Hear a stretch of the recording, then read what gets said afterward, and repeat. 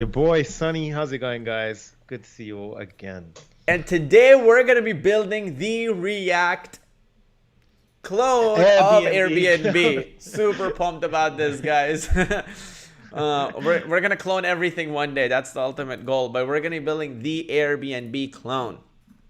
And Sunny, I got to tell you, bro, this is an amazing build. I mean, just look at the experience of this as I hover over everything. You guys see that little nice shrink and grow and how epic that looks. For some of you who were there for the Netflix build, it has some of that functionality. And now the slick functionality that you added in to search dates. I Yep. absolutely love this. I can go this week, boom, last week, boom, this month, yesterday, today. What I'm going to do is I'm actually going to pick between 26th through 30th. And let's just Yep. say I can pick any number of guests, right? But I'll just put, for a guest, instead of 62, I'll put 2 guests. And then I can just go ahead and click search, yeah? Yep. That's it. All right, I'll go and do that. Damn! Look at that. Look at that. Oh, man. Lovely. I can actually hover over all of this. So talk me through it. What are we looking at here? Right. So right here, guys, we have Material UI being used across. So that's why you get those nice looking buttons at the top. But we've got this reusable component that we show several times for the results. So you're using Material UI here. We are using React hooks to get everything managed within the state. We're using React Router. So React Router was how, when Kazi hit the search button, it actually pushed us over to the search page. So you can see in the URL it says /search. We got that using React Router. That was awesome. We Hmm. are also using Firebase hosting to deploy this thing. So that's how we were Wow. able to get this thing up and running. Yeah, Yep. so we have a bunch of stuff going on here, guys. Flexbox is being used. This app is completely responsive. And yeah, like if you guys are pumped for this, we even have like those growing animations. So you saw like when Kazi was hovering over those cards, you had that growing effect going on. Yeah, I think this is going to be a massive. But actually something we've never done in these builds before is actually gone ahead and added a date picker. So this is going to be something. This is going to be a game changer because this date picker is going to be massively useful to a lot of Yep. people who are sort of getting involved in this stuff. Damn.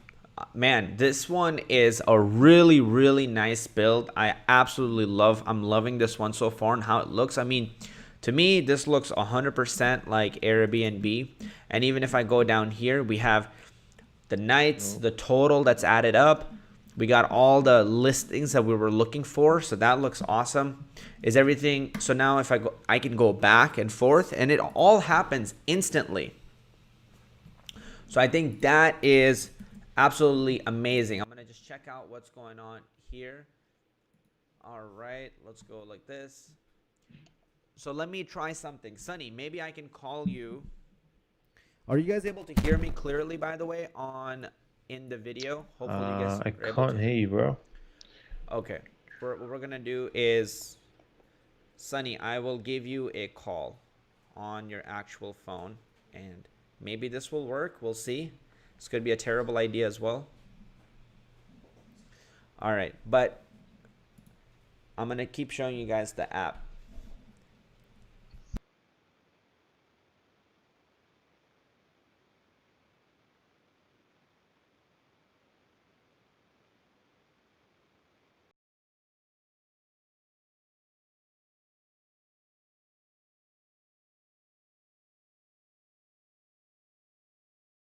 All right, Sunny's gonna be jumping back on, guys. But this is gonna be an awesome build, and we're pretty much gonna get started right away. So what we're gonna do is we got our build open on one side. So I'm just gonna actually leave this open here. I don't need this Chrome here, and I'll refresh this. Boom, we should be good to go right now. I'll go back to the main page and I'll have this open here. Now, until Sunny comes back, we're just gonna go ahead and get started with a few things. So make sure that if you're in here, let's actually do npx create react app, and we're just gonna call this the Airbnb clone. All right. So, oh, I'll just remove the comment so you guys are not bothered by that. Okay, Sunny should be back on in a second. Okay.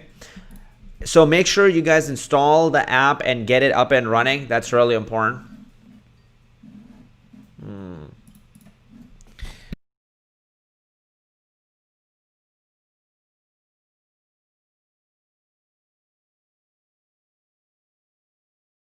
Okay, I think we're good now. I think we're good now. We can see you. You should be good to go. All right. Yep. So people Let's are go. saying, Kazi, put up the volume a little bit.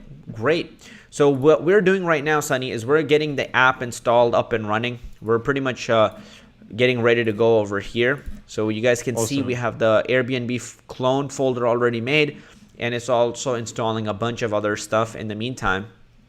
And should we go ahead and set up Firebase in the meantime too? Yeah, so we're gonna go ahead and set up Firebase, and if you can just share Skype with me, that'll be awesome. Okay. Screen share. Nice. I'll do yeah, that. guys, so all you need to go ahead and set up Firebase is a Gmail account. So you just need to set up a free Gmail account, and that should get everything up and running for you guys. And you need to go over to firebase.com, which is a suite of Google tools. But the reason why we're going to be using Firebase today is pretty much to host the app.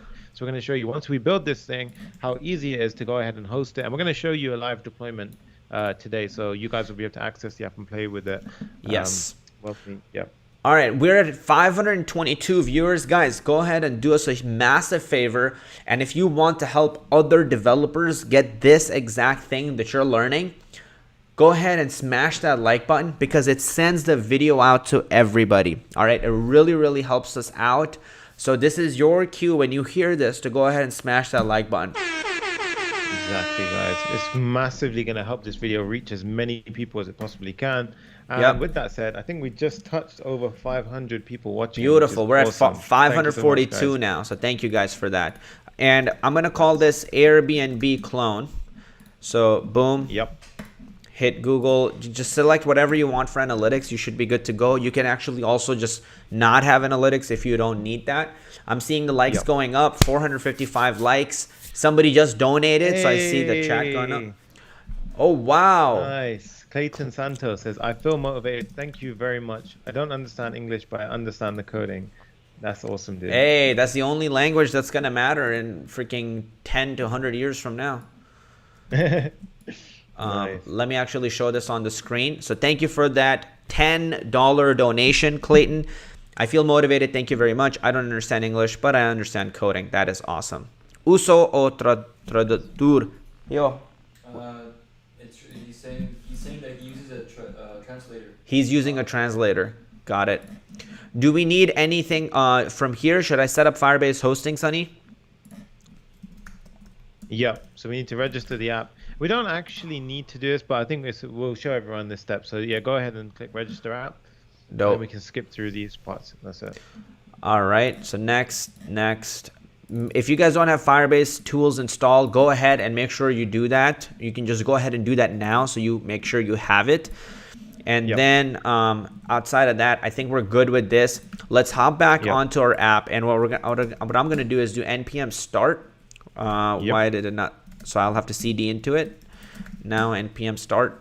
So now if your app is up and running locally, it should actually pop up on the right hand side, and you should see a spinning React logo.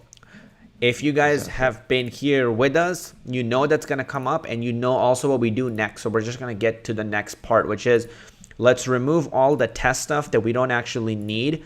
So I'm going to actually remove this logo right now too. I'm going to go ahead here and select, where do we go? All right. Yep. What the heck just? Something Maybe weird click just... the refresh button. Did you Oh, actually delete the... I don't know what just happened. I'll bring it back in a second. Frank just donated. He said, let's go. Send Sunny an awesome update on a React client project.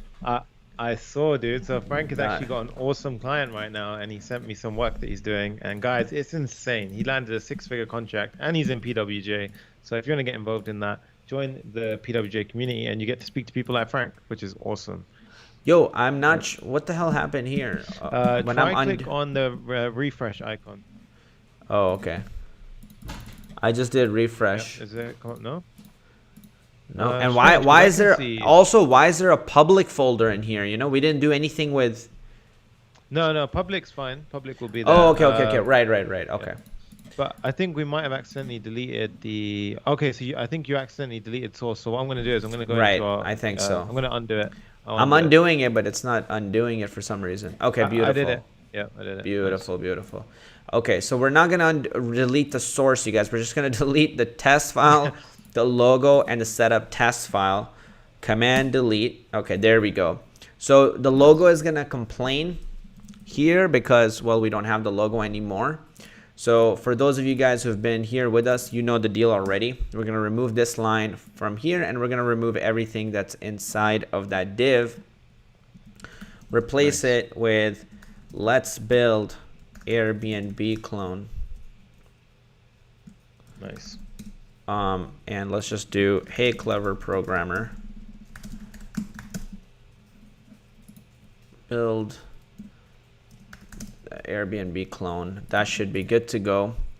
We just got another donation from Naveen. Thank you so much. Appreciate that, dude. Oh, wow. Thank you for that donation, Naveen. Appreciate it, brother.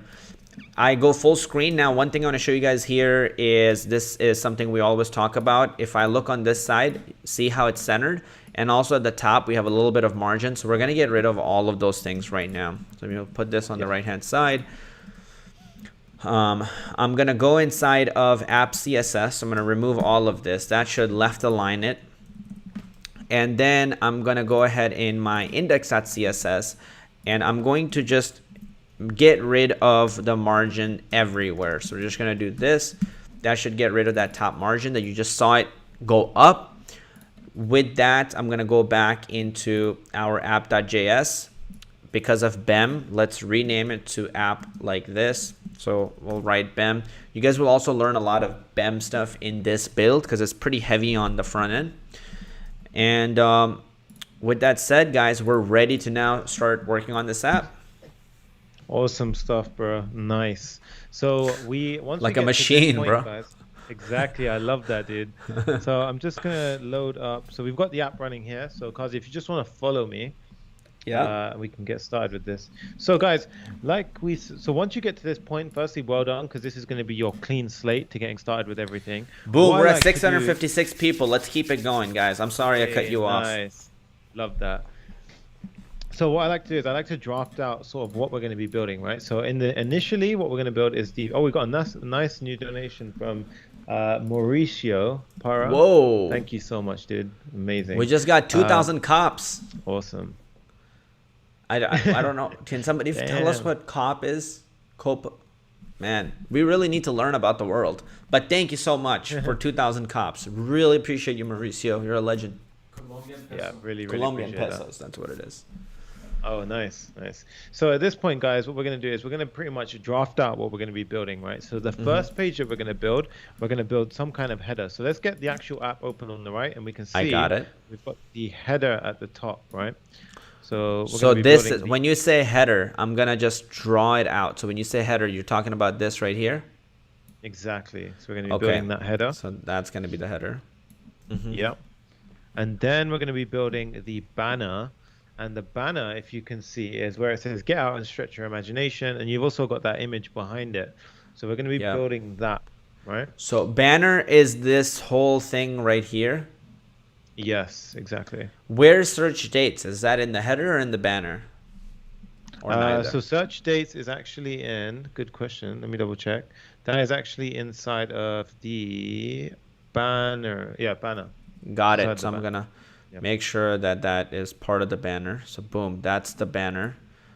So that's what we're going to build afterwards. Thank you for another donation, Mahek. Keep going, guys. We're at 684 concurrent viewers. Let's get this thing banging to 1,000. How you can help is by smashing that like button below. It doesn't cost you anything. We don't charge you anything for that, but you help change the world. So if you want to change the world, smash that like button. Let's get this video out. Guys, we're right now the #1 growing coding channel in the world, and we're also the best live streaming coding channel in the world. And this is thanks to you guys for being here and supporting us.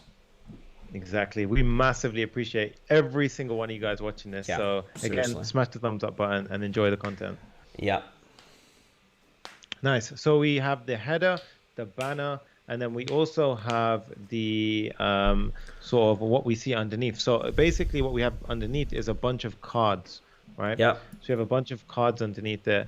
And then right at the bottom, we have a footer, right? So if we scroll All all the right. way down, we've got... So I'll scroll down right here. We got these cards here, and then Yep. besides these cards, we have a footer at the bottom. Got it.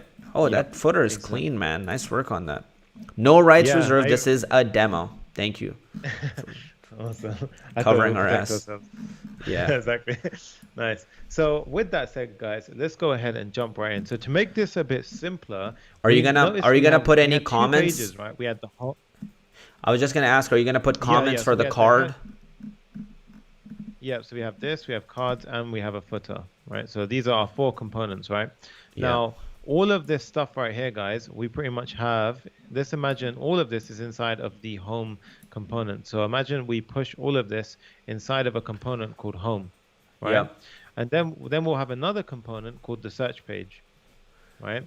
And Yep. then that will have its own list of stuff going on. But we'll come to the search page when we get to that. But at this point, we're going to build a home component which consists of 4 different things: a header, a banner, a cards, and a footer. And that nice little search that Kazi was talking about will actually live inside of the search. That'll live inside of the banner itself. So you see, this is a nice little tree about how we're going to basically build out the app. Nice. Got it. Yeah. So with that said, what we're And gonna do is search just go ahead- page, let me just go to the search page so everybody can see what you're talking about. So I'll just search from 26th to 30th and do this. And this is what I got. By the way, super responsive, so it looks amazing. And when Yeah. you say search page, you're really referring to this page, right? Exactly. Yeah, Got that's it. exactly what I'm referring to. Whoa, Tajinder Singh just Ooh. dropped 10 Canadian dollars. Thank you. so much. That is That's awesome. And we just broke 700 viewers with a $10 donation, guys. You're the Yay. best. Thank you so much. And smash that like button. Let's keep this rocking and rolling. Nice. Let's go, guys. So the first thing we're going to do is build a home.js component. So, Kaz, if you want to go ahead and create the first file, and then what we can do is I can create it after that. But Sure keep it, thing. just to show them. So what do There you, we go. home.js? Exactly. Doop. Nice. And once we have home.js, we're going to use our nice little trick called RFCE. And RFCE is a really handy extension that it's called ES7 React Snippets. And to get that, it's very simple. You just go to VS Code extensions, type in ES7 snippets, and it will come up. And that will give you that RFCE functionality, which is nice. So at this point, what we're going to do is we are going to actually go ahead and give this a class name of home. So we're going to give this a class name of home, just like this. And we are going to go ahead and import the appropriate CSS file. So we're going to say import home.css, like this, right? And obviously with that said, we're going to have to go ahead and create the CSS file. So I'm going to go ahead and create home.css, and we should be popped in right here. So I think you have to follow me, Kazi.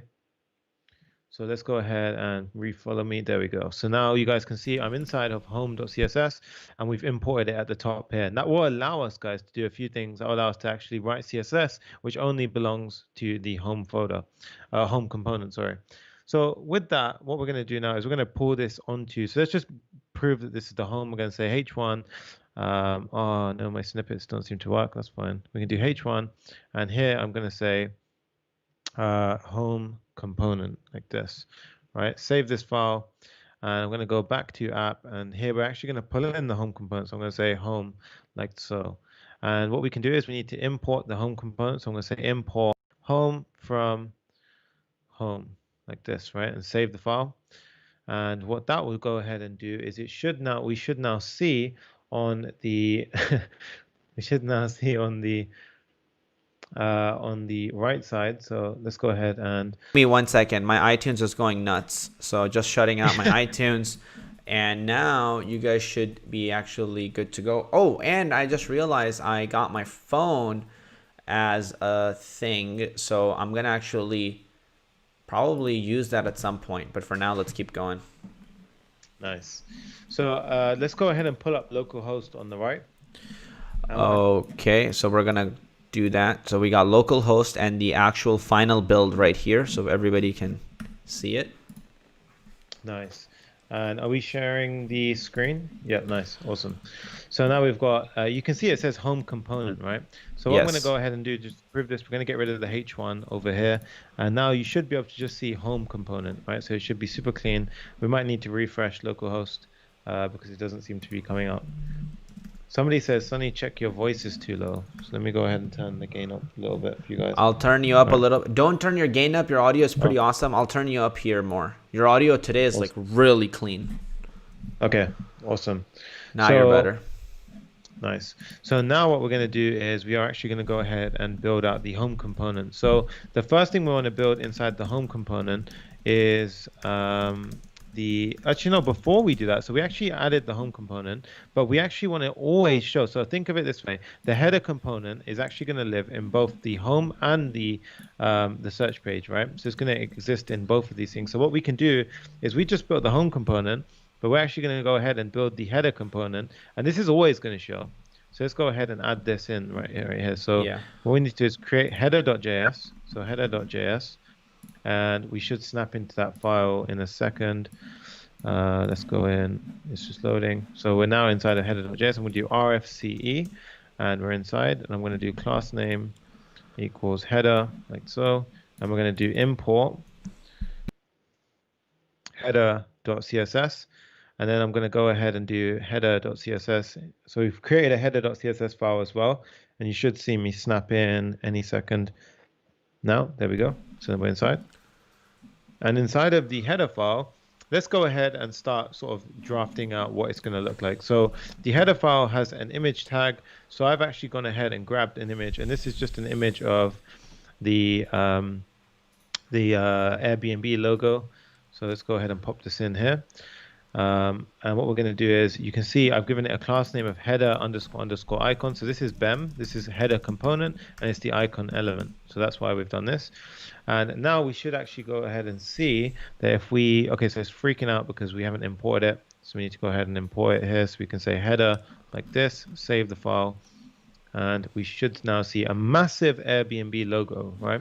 So obviously we don't want it to be that big. It looks a bit ugly when we have it like that.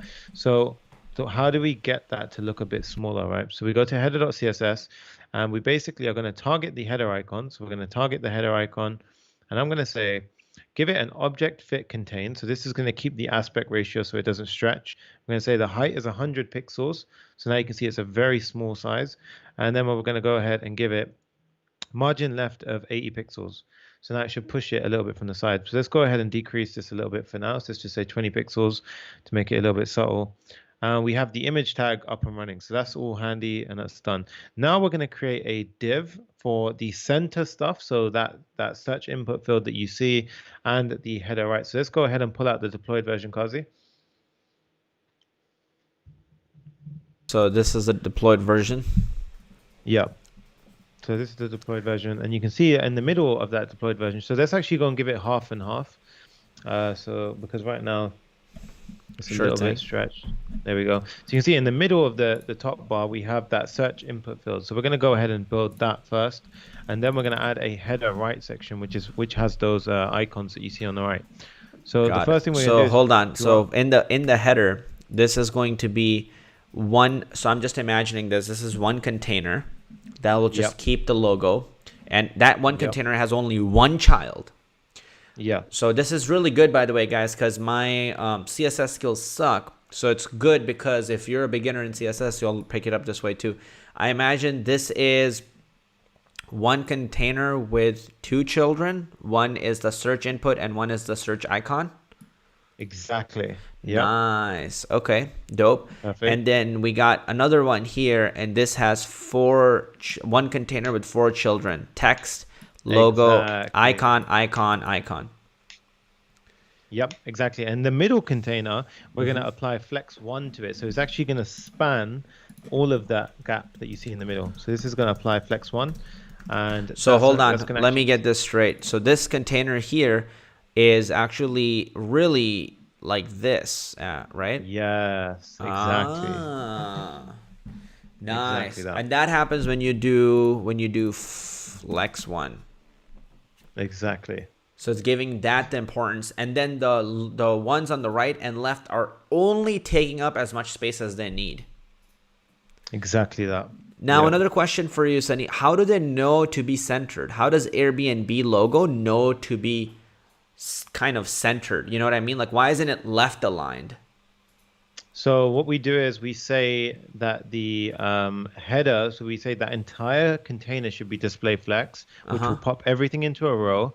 And then what we say is align item center, Right. and that will Right. align everything centrally. Yeah. Ah, so this is because of align items center, something like that. Yeah, exactly. Dope. Okay. Dude, this is actually a really cool way for me to learn. Yeah, this is Um, nice. Yeah. okay. And when you do a line item center, it will center every single one of these items in the entire header. We're applying a line item center to the header. Yeah, so the actual we're applying it to the direct children of the parent, so the head of parent. So which it'll make sense when we do it, but Got what it. will happen is for that middle one, for example, that will have its own display flex, and then that will have to have its own align item center. Got it. So every single container has to behave. You have to give the rules to that container. So yeah, we'll be able to show it out. But that's a Dope. really good example of align item center. Yeah. Beautiful. Okay, okay. Let's keep going. Nice. So with that said, what we're going to do now is go over to here and we're going to create a div. So I'm going to go ahead and do div. So let's make a div. And this div, oh man, why is these snippets not working? I'm going to say div class name equals, and then here I'm going to do header center. Right, so this will be header center and it's being a bit laggy. So this is actually going to go ahead and do this. So header center. And here we're going to have two things. We're going to have an input typed as text. So here's going to have an input type as text and a search icon. Now it's going to freak out because this search icon, I mean, where are we getting this from, right? So in order to get the search icon, we're going to have to pull in Material UI. So let's go ahead and actually do that at this point. So Kazi, let's head over to materialui.com and show them how to install Material UI core and Material UI icons. Yep. So you guys make sure when you're at Material UI, grab this, come back to your command line. I'm going to just open up a new one and then install. This is how you install core. Now I'm going to go here, type in icons, and and then also I think install core really fast. Damn. And then over here, choose icons because my download is what 900 download speed actually right now, 900 megabits. Nice. So make sure you also install icons. You'll need this. On this page, make sure you click here, but it says search the full list of icons until somebody finds a better way to do that. And then go in here. Here are all your icons. So for example, when you guys are looking at these icons here, right? Whoops, there we go. So Sunny has this avatar icon at the top right. I can probably, did you actually pick it from here? No, so the avatar is actually a component because you can pass something. But let's look at the globe, for example. Globe. So let's type in globe. Let's type in globe. Okay, there we go. Yep. So that's coming from right there. Dope. And then what about that drop arrow? Drop arrow. That's actually if you type in I think it's if you type in down or something. I think, yeah, there we go. No, is it that one? That Is one. it downward? Expand more. It's expand Yeah, more. that's it. Yep. Yep. Right there. And then yeah, I mean everything else. Oh, the search is I mean obvious. So then what Sunny would do is once he finds search, right? Here we got search. We match it up to that one. Dope. And now click here. This will give you the actual code. You could copy it, paste it into your app, and you're good to go. Exactly. And then that's how when you see me using snippets like search icon, language icon, expand more icon, that's where we're getting them from, right? So if you do get confused at any point, you can be sure to check out Material UI, that icon search tool. All right. I'm going to give Nice. you access. I'm going to give you read and write access to both terminals as well. Awesome. Nice. So with that said, guys, this search icon is freaking out right now because it doesn't know where to pull it from. So let's go to the top of the file, import the search icon like that. And that will actually go ahead and it should save the file. And we should have the search icon. So you can see now, everything by default is display blocks, which means it stacks up on top of each other. We don't actually want that behavior, right? So in order to get rid of that, what we can do is we can go here and we can say header, and we can say display flex. So if I do this, display flex, check out what happens. As soon as we hit save, everything goes into a row. So you can now see that the Airbnb and the top has gone into a row. Let's go ahead and remove that home component. Let's just comment that out for now so it gets a bit confusing. There we go. So inside of the header now we've got the search icon and we've got an input field text, input field, yeah. So what we're going to do now is also, remember we said you have to treat every single container with its own rules. So in order to do that, we can target the header center, say display flex, and look what happens when I do this, guys. So if I say display flex align item center, like this, look how the search icon is now center with the input field. So that's really clean, and that's the way that you do that. Right now, what I'm going to also do is go ahead and add the right section. So the right section, I'm going to go ahead and do a div, and this div is going to have a class name of, let's go ahead and say header underscore right. There we go. And here I'm going to go ahead and add in a few things. It's going to have a p tag. So this p tag is going to say become a host, because that's what they have on Airbnb.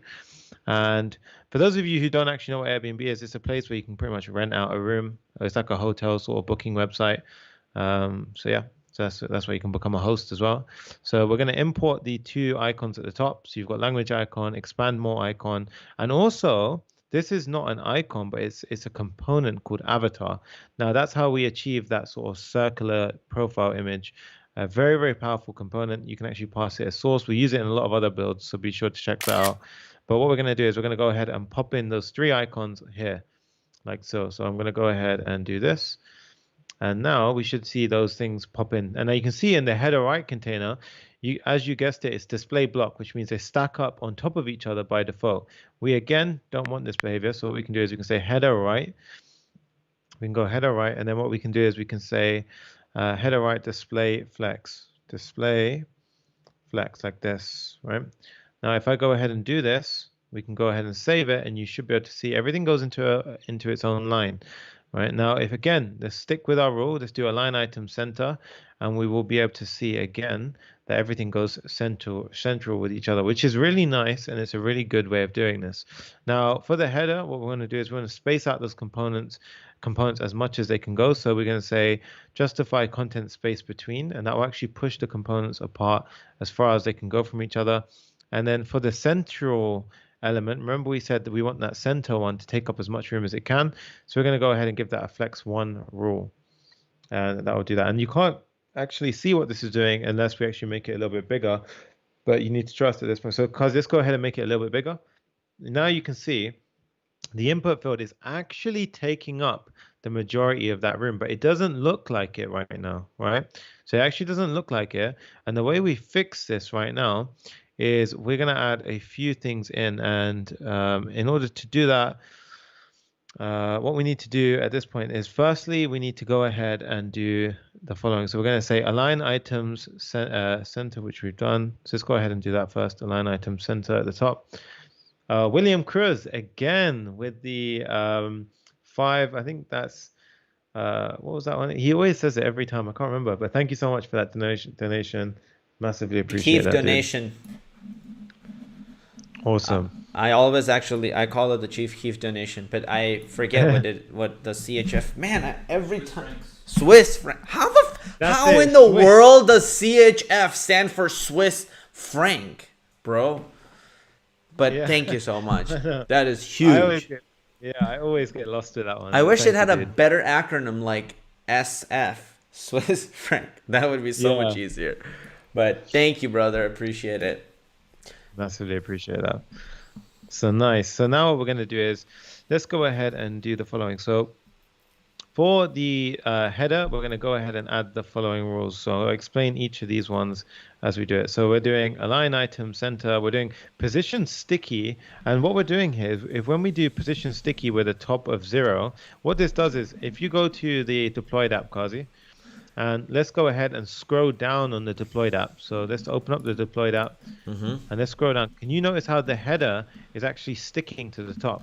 Yeah, I can see it's very, like boom. So it does that because we've done position sticky and then top 0. So it sticks to the top, and that's how we get it to look like that. Now, an important rule that we have to add is the Z index. So you have to say Z index of 100 because if we gave something else like 99, we want it to be like sort of on top of everything else, so it covers everything. We're going to give it a background color of white, which is what we see and expect, and a width of 100% because we want to span the entire width. So that's going to do that for us. The next thing we want to do is we've already styled the header icon, which is awesome. We want to basically go William ahead and Cruz says the best of the best. You both are amazing. Sunny, would be nice to see you working with React Native. challenge accepted, dude. We will get onto that and we will start building something in React Native. I haven't used it in a while, so I mean, we Yeah. can definitely. I'm excited to go back into it. I know people are asking what happened yesterday because I wasn't on the live stream. I shared like my dog got hurt.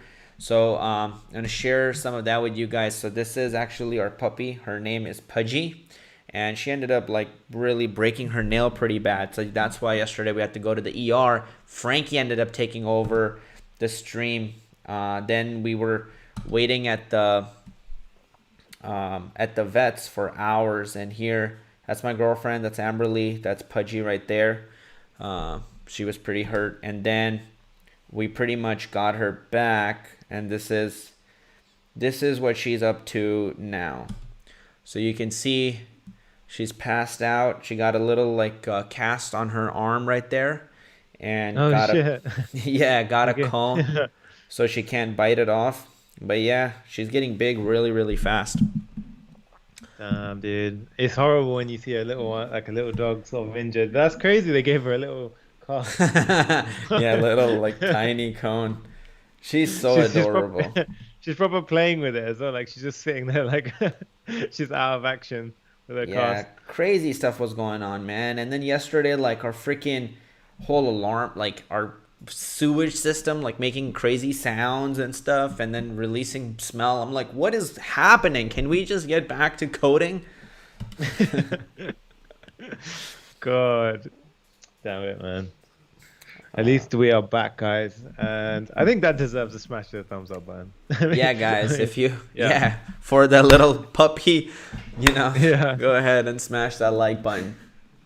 Exactly. Thank you. People are saying blessing her. Ayush says blessing for her. Courtney says beautiful dog. She's a English bulldog. She's 4 months old. So to see her, and then like the nail got broken, so they had to like actually pull it out completely. So that's why they put the cast on top of it. Yeah. But yeah, other than that, let's keep in rocking and rolling. Now I'm back and ready to go, guys, and we're here, and let's crush it. Nice, let's do it. So Hey. what we're gonna add now for the center is we're gonna say give it a max width and fix and fit the content. So let's go ahead and do this. So fit content like that, and what we're gonna do is boom, and here I'm gonna give it a bit of styling. So I'm gonna say padding of 10 pixels, a height of 30 pixels. So let's go ahead and do that. Save the file, and you can now see that it should change a little bit. Oh, oops, I've added that to the wrong thing. We should add it over here. There we go. Add it to the header center. And that will actually go ahead and pad that out a little bit. Now for the top, right, so the center element, we're going to go ahead and give it a border radius of 999, which is a perfect oval. We're going to give it a 1 pixel solid light gray border, and you can see now it's got a sort of very subtle light sort of light gray border around the top, but we don't want that input field to actually have the border around itself. So what we need to do is target it like this. We say header center, the direct child, which is an input, and we're going to say border none. So we're going to go ahead and do border none. And what I'm going to do at this point is I'm going to say width of 250 pixels like this. And now, guys, you can see if we go ahead and do this. So actually at this point, we'll keep it responsive. Let's go ahead and model, get rid of this for a second. But what we can actually say is we can say, let's leave it as width 250 for now. Let's go ahead and do that. And then on the header right, what we're going to do is we're going to say justify content space between those icons. We want to give some space between them. We're also going to give it a width of 15 view width and a margin right of 80 pixels. So I'm going to go ahead and do that right now. And this will go ahead and it should space it out a little bit more. And there we go. So let's go ahead and do this for now. Kazi, let's actually make it a big screen. Sure thing. Boom, there we go. Nice. Now you guys can see everything is spaced out evenly. We've got a nice little bit of spacing. And what you can do at this point for desktop support, you can do a width of 250 pixels and you see the middle goes into that. But for now, to keep it super responsive, I'm going to actually comment that out. So let's go ahead and do half again.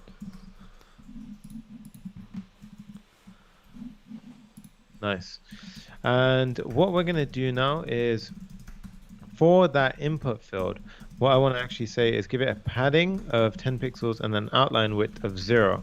And what this does, guys, is now, Kazi, if you go ahead and click the input field, damn, Efosa just dropped £5. He says, damn, you guys are just awesome. Enough said. Hope you make a web app with an admin interface someday. I've actually heard a lot of people say that, so we will go ahead and actually make some kind of admin CRUD functionality app or something By along the way, those I lines. figured out finally how to actually increase the size of this thing. That was thanks to Leif. I was on the coaching call for Profitable Shortcut, and he was like, dude, you can increase the size of this. And I'm like, oh, Oh, nice. that makes Damn. life so much easier. So yeah, thank you, Efosa. Really appreciate it. And yeah, this is Awesome. another reason I actually really like Django as a web framework, because it comes in with a badass built-in admin interface, which is so Nice. freaking nice too. But I think That's a Django and React combo could be really fun. That would be awesome, dude. Because I want to learn a lot of Django. That would be awesome to do that. Nice. So, Kazi, go ahead and click the input field. Yep. And now, can you see there's no blue outline, right? You Oh, don't get any nice. blue outline. But if I actually comment out the outline width, oh no, oops, I'm on the wrong code editor. If I go and comment out the outline width, this one, and we now do, can you see you get that nasty blue outline, right? Yeah, I Kind of see. defeats the entire UI. So what you need to do is outline width of 0, and that Yep. actually gets rid of it, And now right? it just And that's looks how you, clean. yeah, and that's how you get that sort of desired And, look, right? and it's a Boolean type of thing, right? So whether you have 0 and 1, it's the same. Even if you had 100, it'll be the same. Exactly. Yeah. Okay. Dope. Yeah. So that we're going to switch to 0, and then you'll be able to get that. So that's really clean. And with that said, the header is pretty much done at this point, right? So the header at this point is done, which is awesome. So now we can actually go back to the app.js file, and we can see that we've got our header over here. And now we're going to focus on the home component, right? So let's go back into home. And previously we had this where we said home components. Let's go ahead and see. Now you can see the home component renders in underneath underneath the header. And I can see some people have just completed the Google clone. That's awesome. Oh, I love, nice. yeah, I love seeing people that. Oh, damn! Luis Eduardo just dropped $20. Wait, hold on, Thank you. hold on. Whoa, whoa, whoa, whoa, whoa. Whoa, whoa, whoa, whoa, whoa, whoa, whoa, whoa. That's Damn. that's what Dude, I'm talking about, dude. thank you so much, Luis Eduardo. Really appreciate it. Holy crap, you guys. I mean, yesterday I had to pay $400 for my dog. So this is actually helping out, you know? This is actually helping out. Thank you so much. Really appreciate it. That's Wow. insane. Thank you so much, Luis. Wow. Somebody Nice. said we have 20 dislikes on the video, so I think he paid $20 to make up for all those dislikes. Nice. Appreciate it. Appreciate that, dude. So with that said, let's go to the home.js component, right? So what we're going to be building next is a fun component, is the banner, right? So that really beautiful banner that we see. So to get that banner up and running, let's go ahead and create banner.js. So I've just created that file, and we should pop into it in just a second. And we are in that file now. And if I do RFCE, and the snippets should load, there we go. And we can see banner, and then let's do our little setup. So we say class name equals banner, and at the top of the file, I'm going to go ahead and import, import banner.css. There we go. Save the file, and it's going to complain because it doesn't have a banner.css. So let's go ahead and create that file. Oh, we just got another donation, dude, by X And Lilu. I'm gonna bring that in a second, but Jose said, Kazi, I just wanted to say that your content is the best out there. Actually spending the time to read and see your STS stats see your results as speechless. Thank you, clever programmer. Of course, guys, we're reading every That's single awesome. message, and we're trying to respond to every single message. As long as you guys are actually putting in the time and asking good questions, we will reply to most of people. And thank you so much, X Lilu, for the £6 donation. Holy crap. Euro. €6. €6 Yeah. donation. And he goes, Awesome. Hi, Kazi and Sunny. In the future, do you have any responsive mobile project or a tutorial on how to use media queries in React? What are you thinking, Sunny? Dude, we just got another one. I'll let that pop in when you see that. But yeah, we are going to be doing a responsive. Oh my We'll god! definitely be doing. We'll definitely be doing some builds with media queries. So stay tuned for that. And You Saeed, guys know that song on TikTok? I should be playing that here. Remind me actually to put that on after this, Frankie. But like that one goes, "What you do with the You have you heard that on TikTok ever? Yeah, you guys heard that? I want to play that when we get these at the donation. Oh. What you do with the I think we should snippet that out. Yeah. Yeah. Thank you, man. Saeed. That is a £10 donation. And he says, waiting to see a Facebook clone. And we will be making a Facebook clone with every option, including live and marketplace tech. 1, React with TypeScript. Sunny, TypeScript is coming up. I know you're going to enjoy it. 2, Redux. 3, Apollo. 4, GraphQL. And 5, Docker. Damn, bro, I think you might be asking a lot for $10, bro. I think you're pushing it now. But we'll try to add some of the things in there. But thank you, bro. No pressure, guys. So with that said, we got holy shit, they're gonna start asking for blood from me. Yeah, bro, just so for now, yeah. Yeah. Oh man. For banner, so inside of the banner component now, it says banner is not defined, and that's because inside of here we need to do an import. So let's go ahead and say import. Oh God's sake, I've got a new keyboard. Import banner from banner.css. Boom, boom, boom, boom, boom. There we go. Save that. Somebody else message. They're like, could you make an app that includes React, GraphQL, Scikit-learn, and TensorFlow? Like, damn. Holy shit. So it's freaking out. If you give it an empty thing, right, it's gonna start freaking out. So this will just say hello for now, something like that, and then it will actually go ahead and not give you an error. So it should be working completely fine once we put that in, and it saves and refreshes. Let's go ahead and refresh localhost 3000, Kazi. All right, I will go ahead and refresh localhost 3000. Oh, oops, I've done it wrong. This should be banner.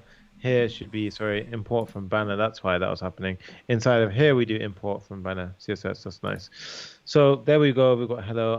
Let's just say, I am banner. Okay. I am the banner. Now, what we're going to do is, I love how people actually spot that out as well. Like it shows how much you guys are watching. It's insane to see that. Yeah, seriously. Yeah, like when I see people like you've forgot an import, I'm like, holy crap, they're really like nailing in on that. So now inside of banner.js, we're gonna have a few things, right? We've got the search, so we're gonna ignore the search just for now. But for the info, right? So the actual banner itself, let's get that looking the way that that the majority of it that you see. What? I found it. So I'm just gonna show it real quick. I was trying to spend some time looking for it. And I found the song in the compilation. This is what it is. Let me play it actually real quick. Hopefully it doesn't blow your ears, guys. Be prepared. Oh, I can't see it. I can't hear it. I mean, it's I don't know how this trend started, but it's all about like splashing water on people, and oh yeah. Yeah, I've seen a few people doing it. Yeah, but I love that song. I love. Oh Jesus Christ! Yeah, so you guys can look that up. It's called "What You Doing with That." Yeah, I'll definitely clip it and have it in our videos playing next time. nice. Sean Dawn says, "Great what you guys do. I made the Netflix and Google watching your video." Yeah, thank you. Yeah, it's a pretty sick name, Sean Dawn. Oh Nice. damn, yeah, Sean Dean maybe. Yeah. Oh damn it! David Jonathan said there wasn't sound. Wait, are you So serious? yeah, I might have not actually came through on the sound. I think the sound was there, but it might have been too quiet. Let me try it one more time.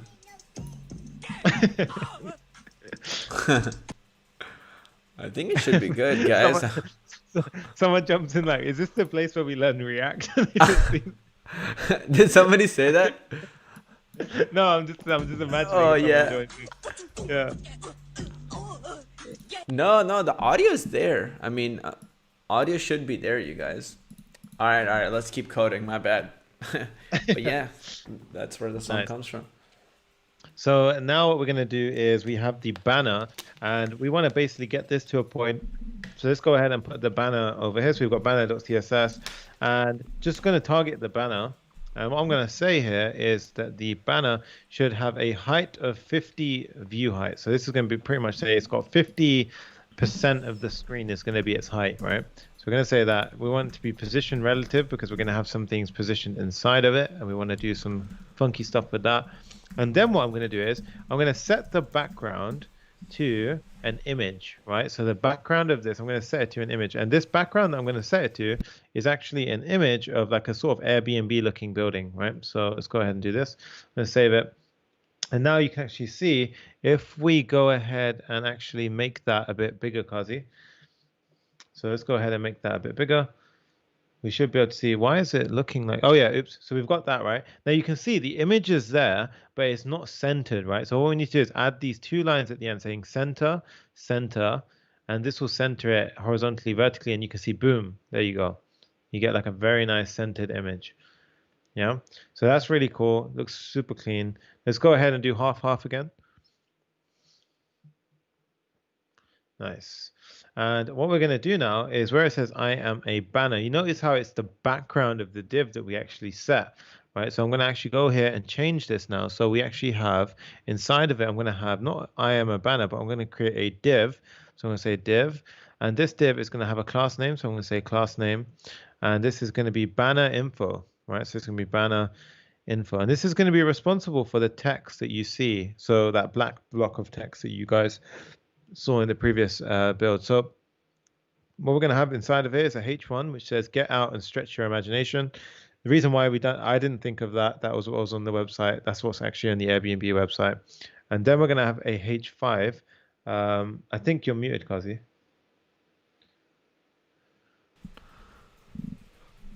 Yep. Hello? Now you're good. No, I know, but I wasn't talking. Oh, all right. Yeah. I thought I saw you talking to the camera. Nice. No. I was just staring everybody down in the live stream, making sure they knew I was paying attention and watching them. Nice. So now you can see, let's go ahead and refresh localhost because for some reason it does this when we pair program. Let's go ahead and refresh, Kazi, localhost 3000. And then what we're going to do is we are going to have, so now you can see it says get out and stretch your imagination. Here's some good comments, by the way. I just want to shout them out. Mawaniki says, after trying tons of boot camps, I found my Yoda. You guys are the best. And Robert says, thanks. Your streams and videos are great. Keep going, guys. Learned a lot from you.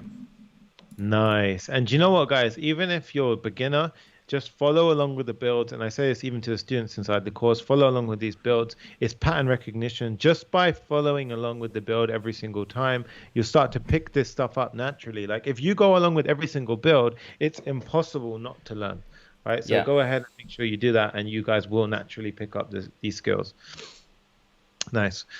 So with that said, let's actually go ahead and add an explore nearby button, right? So let's go ahead and add that button in. So let's go ahead and do it here. So say button, and it's a capital B because we're using the material UI button. So I'm going to need to go ahead and import that at the top of the file.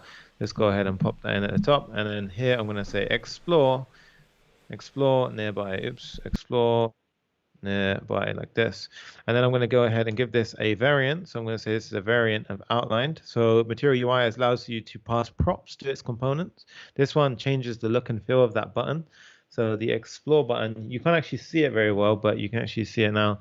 And Meban's in the chat. Hey, she goes, sorry, fashionably late. The girlfriend's always supporting. Nice. So now we've got explore nearby. And now what we're going to do is actually go ahead and style this banner info so it looks a lot nicer than what we're seeing right now, right? So let's go ahead and do banner _ info. And let's do this. So banner _ info, info. And let's actually go ahead and change the background color of this to black. So let's change the background color to black, and let's do this. So we're going to say color of white as well. So change the color, because now remember we've just set the background color to black. So the text is also going to be hidden. So we need to make the color white, and you can see now we can see the color of that stuff, right? So now what we're going to do is that's for confused. Now, so let's go ahead and do color white. And what we're going to do is we're going to add some padding, right? So these are different values we're going to be using. I'll run you guys through what each one is. So padding top, I'm saying give it 25% padding top. I want padding left 50 pixels, padding right 50 pixels, padding bottom 40 pixels. And then I'm going to say the width should be 300 pixels max, right? So the width of 300 pixels. And that will actually tie it in a little bit. And now what's really nice about this design, guys, is that if you actually go ahead and make this bigger, Kazi, we should be able to see that this will actually is a very nice sort of overlay, right? So let's go ahead and make it bigger. Can you see it? Like it kind of looks pretty neat how it's in there, right? So you can kind of get that thing, and then like yeah, it looks super neat. By the way, Ramraj says please consider adding tracked module in the PWJ course. What's tracked? Maybe he misspelled React. I don't know. Yeah, I think you might be talking about React inside the PWJ course. We actually do have a bunch of content. We have loads of coaching calls on inside the course, and we're actually dropping some modules on React. So everything is going to be inside that course, yeah. And apparently Ashish enjoyed Maraban and Sunny's dance video on Savage Love on TikTok. Hey, nice. Quit getting that clout. Damn, yeah. There we go. All right. Somebody says, "Do you teach hacking?" Yeah. Man, if you consider debugging hacking, let's go. Yeah. Right. So now what we're going to do is we're going to change the style of that button, right? So let's go ahead and target the buttons. We're going to say banner info, the direct child, which is a button, and I'm going to go ahead and do background color. And I went and actually saved you guys some time, and I found the color of Airbnb, which is this right here. So if we do that, you can see the button pops in, right? Now you can see by default Material UI makes everything uppercase for some weird reason. So to get rid of that, you do text transform inherit, and that'll get rid of that uppercase. Whoa, just got another donation by Manav Aurora. I think I've seen him in a few of these videos. Awesome. He says PWA or React Native. What will be great for a project? Depends on what you're doing, dude. So PWA is Progressive Web App.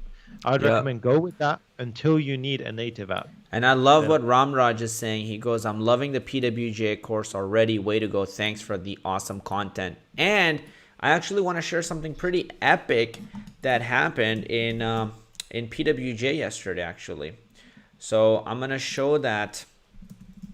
Also, I know, dude, I will address that in just 1 second. I'm going to lose my shit, actually. So I'm actually trying to hide that from myself for just 1 second so I can show this, because we have a bunch of awesome things to show you guys. Where did he post it? Where did Devin post it?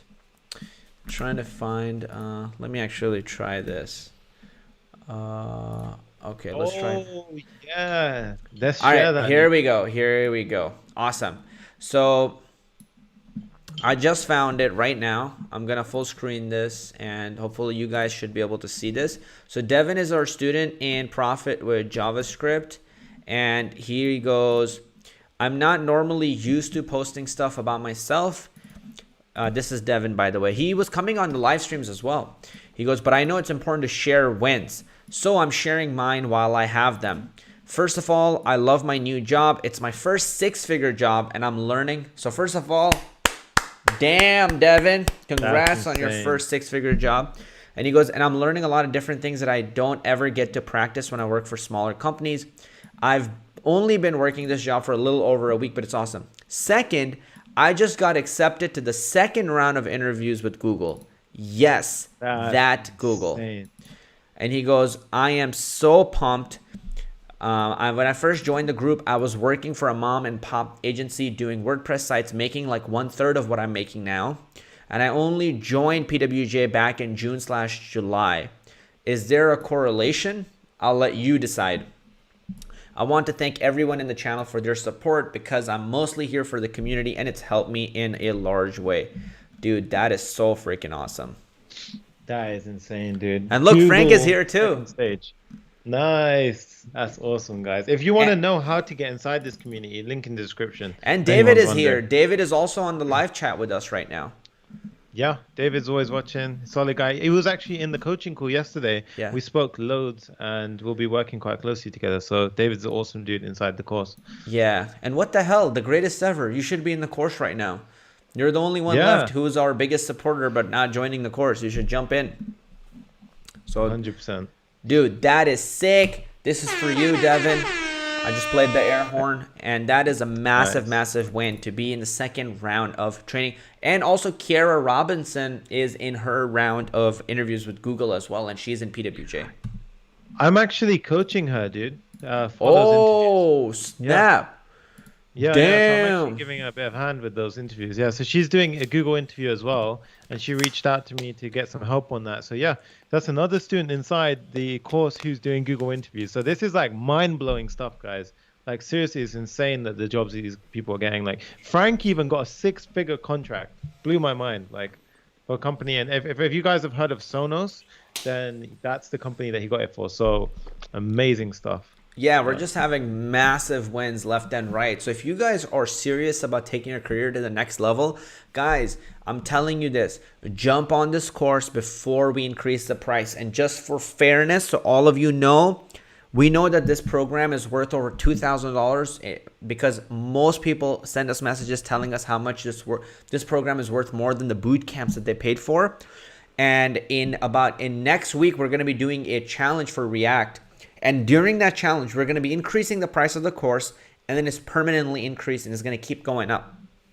Yep. So if you find it for less than $2,000 and you're serious about this, you should 1,000% join. So for all of you who are here, just letting you know, because I think this would be a good deal for you guys before the price actually goes up in a week or less. Exactly. And guys, if you're on the fence and you can't make the decision yet, or like you're tempted or whatever, make sure you check out in the description. We actually are offering a completely free training on the 3 top mistakes that developers make. Completely free training. Go ahead and check that out. And yeah.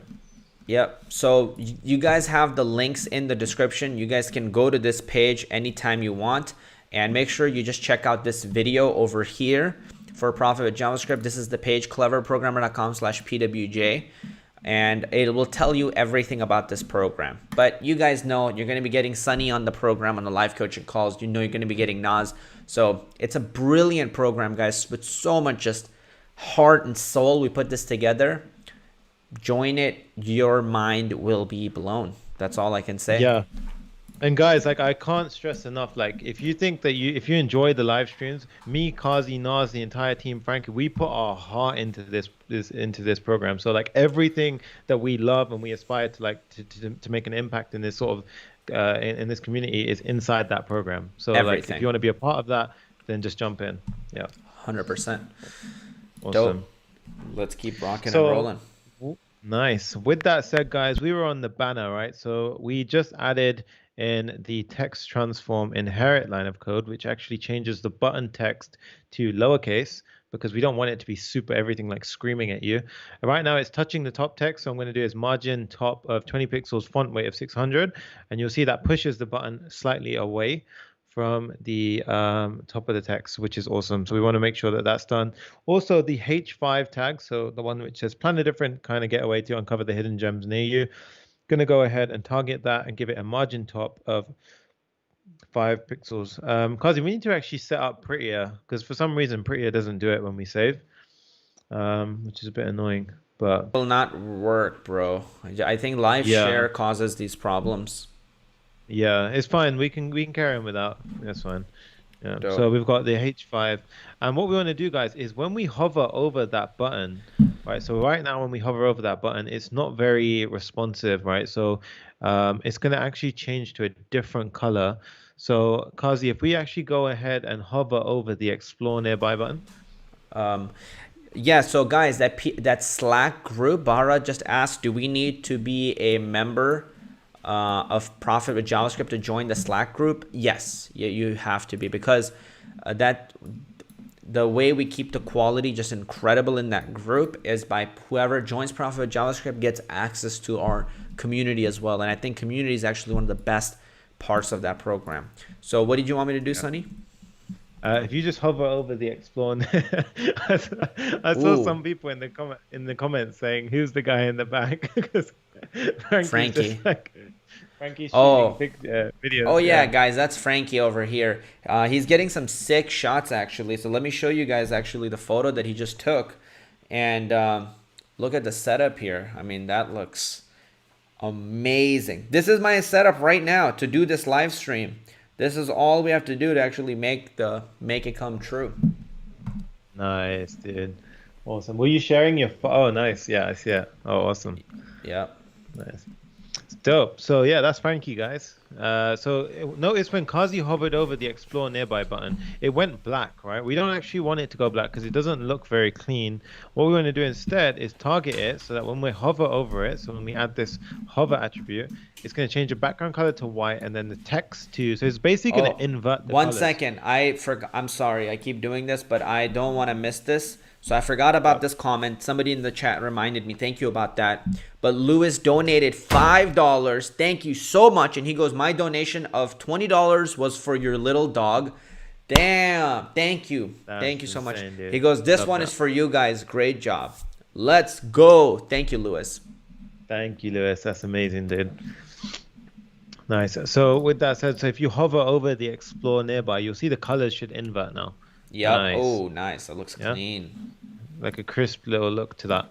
And what we're going to do now is actually go ahead and have, so we've done that sort of very nice sort of look and feel to that part.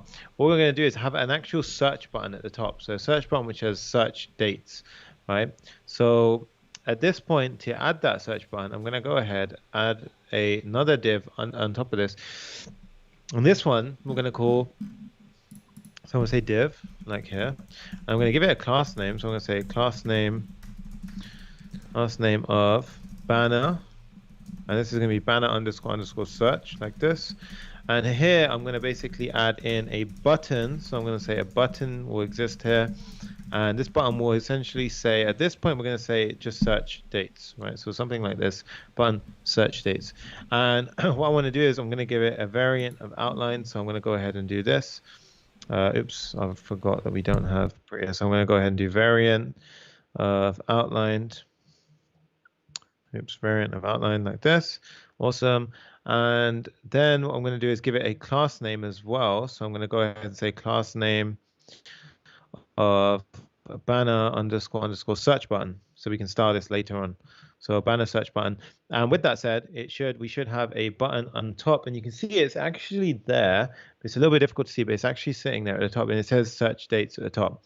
So that's very clean. Now we're going to go ahead and style that. So whenever we give a material UI class a class, we actually need to style it with the important properties. So I'm going to go ahead and add the following styles to that button. I'm going to say a background color of white.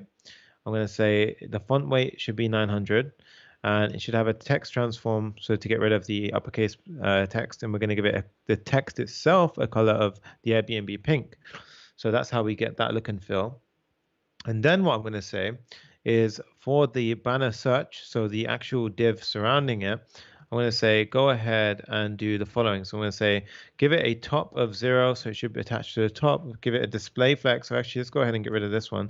We can do display flex, and then we're going to say flex direction column, and this will actually span the entire width of the screen, so display column. And now you should see it takes up the top of the column. So you see at the top now we have that search dates, and I'm going to get rid of the home component text over there because that's just ugly right now. So boom, there we go. You've got the search dates at the top, right? So that looks clean. But what we want to do now is have it so that when you click search dates, we essentially change it so it says search dates and then hide, search dates and hide. And now to demonstrate this, go to the deployed version, Kazi. Let's go, and if you click on search dates, so you see it says hide at the top, and then it says search dates. Every time you click the button, it changes the state, right? right? So we want to get that functionality, and then basically we And will that use nice that. little animation when I click it at the top. Yeah, so that's actually already in there at the moment. So if you go ahead and go to R1, so the localhost, Ooh, so that's the reason why we get that is because we're using the Material UI button. nice. Okay. Yeah, so that's why we get that one right there. So awesome. So now what we're going to do is we are going to go to the search dates. And what we got to do to get this functionality is actually add in a piece of state. So the piece of state that we're going to add in, so state is essentially just how you write a variable inside of React. Here we're going to have a piece of state which is called show search. Right? And the reason why we're going to do this is because we want this variable to keep track of if we click that button or not. And by default, initially when we click it, we're going to have false. And the reason why we want to do this is because we're going to say if you click it, so let's just say, for example, whenever it says show search, or if show search is true, then I basically want to render out the search element that you guys saw earlier. So let's just say show search. So show date picker. Let's show date picker. So that's what we're trying to do here. Exactly. Now, if we go ahead and save it, so it says use state is not defined. We need to import that. So we need to import that as such at the top of the file. There we go. Save it, and then we should be able to see now if we save that. So Kazi, now if we actually change this to true, you should be able to see that it should say show date picker. Awesome. And if I change this to false, it goes ahead and it hides that. Right? So now we have some kind of functionality to it, right? So what we need to do is that button, we're going to tie the functionality to that button. So I'm going to say on click of that button, whenever you click that button, I'm going to shoot off an arrow function. So it's going to shoot off a function. And this is going to say set show search to whatever the opposite of show search currently is. So if it's currently true, it's going to become false. If it's currently false, it's going to become true. So now to show this in practice, Kazi, go ahead and hit the search date button or search dates. And now you can see show date picker. There we go. So you see we have some kind of functionality to it now, right? And now that basically sets us up for the next part. The next part is essentially building that beautiful date picker that you guys see in the final build, which is that really nice All right, visual. I'll add that to the top. So currently we're working on building the date picker. Yeah, we're building the date picker at the moment.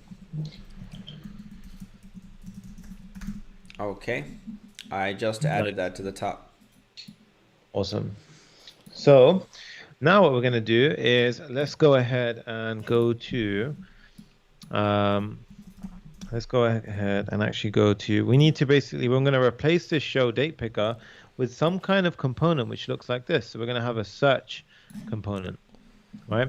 And this search component should render out to be essentially what we see in the final product. So let's go ahead and create search.js. So we should snap into that file any second now. I've just created a search.js file. And boom, we are in it. And if we do RFCE, we should get our ES7 snippet. And let's go ahead and do our normal BEM naming convention. So we say search. Let's go ahead and create the appropriate CSS file. So we're going to import from search.css. Save that, create the search.css file. Nice. By the way, we just broke 1,000 likes. Yep. So thank you guys nice, so much for that. That is huge. And Maraban says that if Sunny could, he would shower with the AirPods. Chris Cavern just dropped. Chris, thanks so much for the $5 donation. Really appreciate you. Damn. And he goes, finishing up the Hulu shadow clone you did yesterday, but wanted to show some love. Hey. That's awesome, dude. Glad you're doing that. Because yeah, the Hulu clone was one of the funnest builds. I didn't think it would be that fun, but it was freaking if you guys awesome, haven't, dude. Yeah, if you guys haven't, that's something which like just looks so nice on your portfolio, like the Hulu clone. It might already be deployed actually, so you might have it. Is it clone? Let me go ahead and see if I've got it. So I've got the actual link here. I can drop it to you, and so let's go ahead and do it. I'll drop it in the code, Kazi. So go ahead and check out that. Okay, boom. All right, got it. So this is the one you guys built yesterday. Damn, it just looks Yeah, so freaking slick. Like, look at that. it's Wow. insane. Yeah, and it's completely connected to an API. So if you go to the top and you actually go ahead and Because I click was wondering, the I'm like, how much accurate dummy text and data did you guys add? Like, holy crap. Oh, wow. yeah, So if I actually change horror, romance, it changes. Yo, this yeah, build is actually sick. Kind of regret that I wasn't like here for this build. this one was pretty fun. Yeah. Like, look at how juicy it all looks like. Oh. Even for the even the animations, like me and Frankie were saying, adding those animations changes it from a website to an app, right? So Yeah, when true, true, true. yeah, That's true. so this is the kind of app that you guys would see on like a Fire Stick TV app or something, you know? Like this is the kind of thing that you would be used to seeing as opposed to just a website. Like so you could probably build this, deploy it on some kind of Fire Stick app, and yeah, that'd be awesome. Nice. Somebody asked, Luke says, why don't you guys work at Google? Guys, we're not the guys who work at Google. We get the guys who work at Google at Google. We're those Oh guys. yeah. Literally those guys. Yeah. Oh, yeah. Hopefully in the next 1 or 2 years, like the probability of somebody asking like how'd you get a job at Google, like and somebody like saying clever programmer would be like massive. They're like, hey, it was clever Yeah. programmer. Exactly. Nice. So with that said, let's go ahead and build the search functionality. So let's go back to search, and here, this is going to be an intricate part of it, Wait, right? hold on. So So are we building search or date picker? yeah, we're building the date picker, but this is part basically the date picker is the search component. Mm.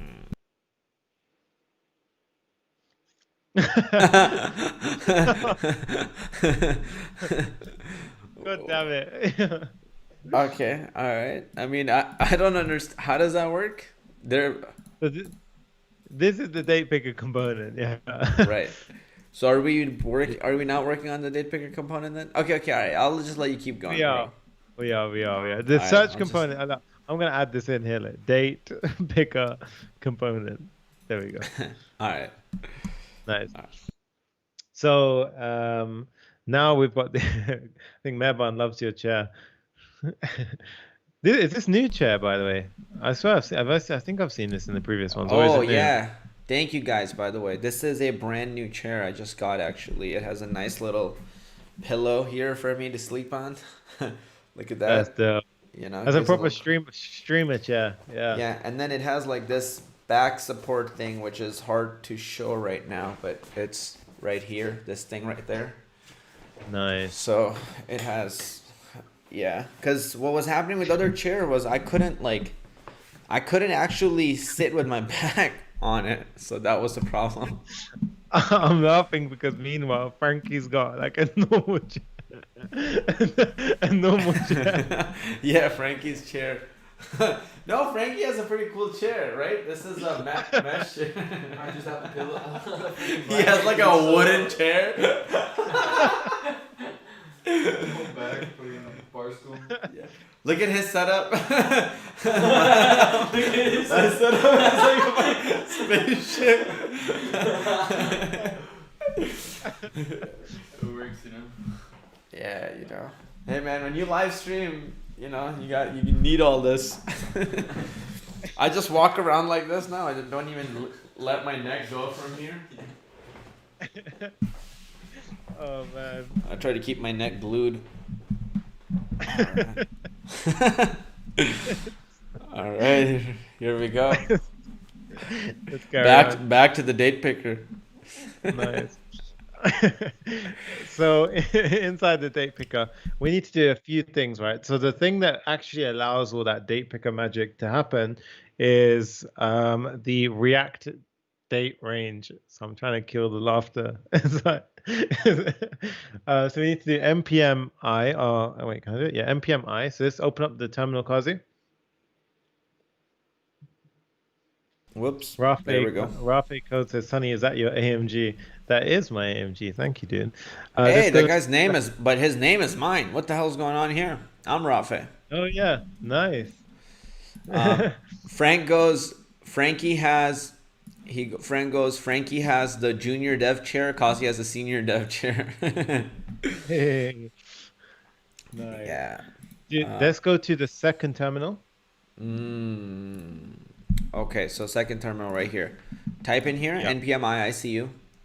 Yep. So npm I and then React date range. So this one right here. And it doesn't Yep. matter if you're in that folder or in the actual app folder, right? Yeah, it doesn't matter which one. Well, Yep. CD anyways, bro, because we're gonna forget when we're about to deploy. Oh, damn. Wait, no, hold up. Did I do it? Oh, okay. Good shout, dude. Good shout. Yeah, make sure Yeah. you're in the right one because otherwise that will be an issue. Damn, bro, you can It's just being tab it, super bro. slow. It's Okay, being okay. super slow All in my right, all one right. right now. I Yep. was like, damn, what's going on? So CD. Mm. So then we do npm I. Make sure you're in the right folder, guys, because that will. I don't know. My terminal's being so slow, but there we go. Who retracted that message? Damn, dude, why are they? That's funny, dude. What was that? Somebody's message just got retracted. They're like, I don't know what he said, but he's like, am I the only one who thinks Sunny is looking fat today? I don't know why people think that you're more Oh jacked than no, everybody here. I'm the dude, one these who's guys are actually fat. I gotta work on my belly, you know? Gotta work on it. I'm trying to box every day. I'm like Oh, a I'm few actually months in starting right now. MMA again. Hey, let's go, bro. Yeah, doing Krav Maga, which is like an Israeli style of MMA. Damn. Damn. Yeah, it'd be dope, man. Yeah. Yeah. So, I'll show you so some we've added. jujitsu. You can show me some Krav Maga. Let's do it, dude. I'm down. I want to learn jiu-jitsu as well. That'll be sick. Yeah. So now, guys, we're going to import the date range picker. So this is like a very handy npm module that I found. And we're going to import it. And now you also need to import two other files. So these are CSS files that the guys who made this module recommend that you bring in. And this is because basically this is going to give you all that styling that you guys saw in the final one. That's how the date picker looks, the way it looks. Shuria Sharma said, try capoeira. That'd be fun. That's fun. And Ashish says MMA tutorials coming soon. Yeah. Just to see us doing React one day, Jiu-Jitsu the next. And boxing the day after that. And that's it. Mm-hmm. Nice. So we imported the date range picker, and to use it, there's a few things we need to do now, right? So we need to add two pieces of state, and to add those pieces of state is very simple. One is going to be for the start date, and one is going to be for the end date. So here we just done that. So we've added in the start date, end date. Let's go ahead and do, yeah, that's it. Nice. And for the start date, we're going to give it we're just using today's date as the initial value, and for the end date, we're doing today's date as well. Now, once we've done that, we need to actually add in the following object. So here we basically say const selection range. Now this stuff, you don't really need to know why we do it this way. The main thing is somebody said Sonny can't stop laughing at Frankie's chair. It does make me laugh, honestly. Is it? Yeah, Frankie, show us your chair again. Oh shit. It's because Oh shit. What happened here? Yo, who's manning the fucking chat? Damn, guys. it's because you're like this. You're like super stern on your chair, you know? Oh. Bro, I'm not leaving this thing, bro. I'm just glued to this thing because I've learned my lesson. My neck starts breaking after doing the live streams. Yeah, So- it does. It does. Alright, so Never move. we need to add this selection range, and this is something that they want you to do if you're using this. So you need to do selection range, start date, end date, and then the key, which is just selection. I'm not sure what the key is for in this situation, but you need to have it. So add that in, and then we're going to create a function, and this function is basically responsible for when you basically select a date. So here we're saying whenever you select a date, set the start date to whatever range you selected the start date, and then set the end date to whatever range you selected the end date. Now this is all done by the library itself, so we just need to have this function in here, and then they handle everything else. Um, so Manavaro says, "Are you going to launch any React Native course?" And he just dropped a donation. Thank you for that. Thank you. Yeah, not a React Native course at this point, but React we're covering. So yeah, so we'll actually be dropping some content on React Native very soon. Nice. So we have the search here, and now what we're going to do is we are actually going to go ahead and add in the following line of code. Now, this is the date range picker itself. So date range picker ranges, we basically pass an array with selection range. So this one here, and that's an object. And then on change, we pass in our handle select function. Okay, so this is stuff that I would recommend you guys just follow. You literally just follow it along. You do it as I've written it, and everything will just work for you as well inside your project. So, Kazi, let's go ahead and open up our localhost. And what I'm going to do is I'm going to import the search. So import search from search. Yeah, there we go. And now what we should be able to see is it says use state is undefined. Okay, so use state is not defined. We need to go ahead and do this. Nice, save it. And now it also says, I can't read that. It says cannot resolve something. What does it say? Cannot resolve. Let me go ahead and pop this in. Cause oh yeah, I've got it. So localhost 3000. Nice. But it says cannot resolve date FNS. Oh yes. Okay, so this actually requires something called FNS. So you need to do npmi. So let's go ahead and pull it up. npmi date FNS. So it's a peer dependency. To be honest, they should have set the modules up to actually do this for you. But you need to do this step, guys, because you need that. Otherwise, you're going to run into this issue. So that's their bad, but it should be fine. So now once that installs, that should fix this issue for us. Okay, there we go. So now if we actually see, it should be loading up for us in a second. So nice. So now if we click search dates, awesome. Kazi, go ahead and click search dates.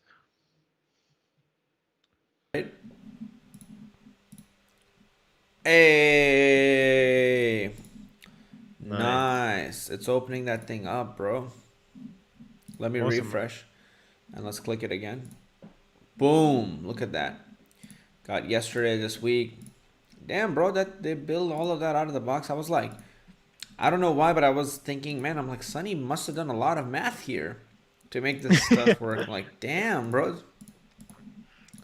I should have just made up some excuse and be like, yeah, dude. You know what? To be honest, I have built one of these manually at a previous job, and guys, it's actually a headache to build that.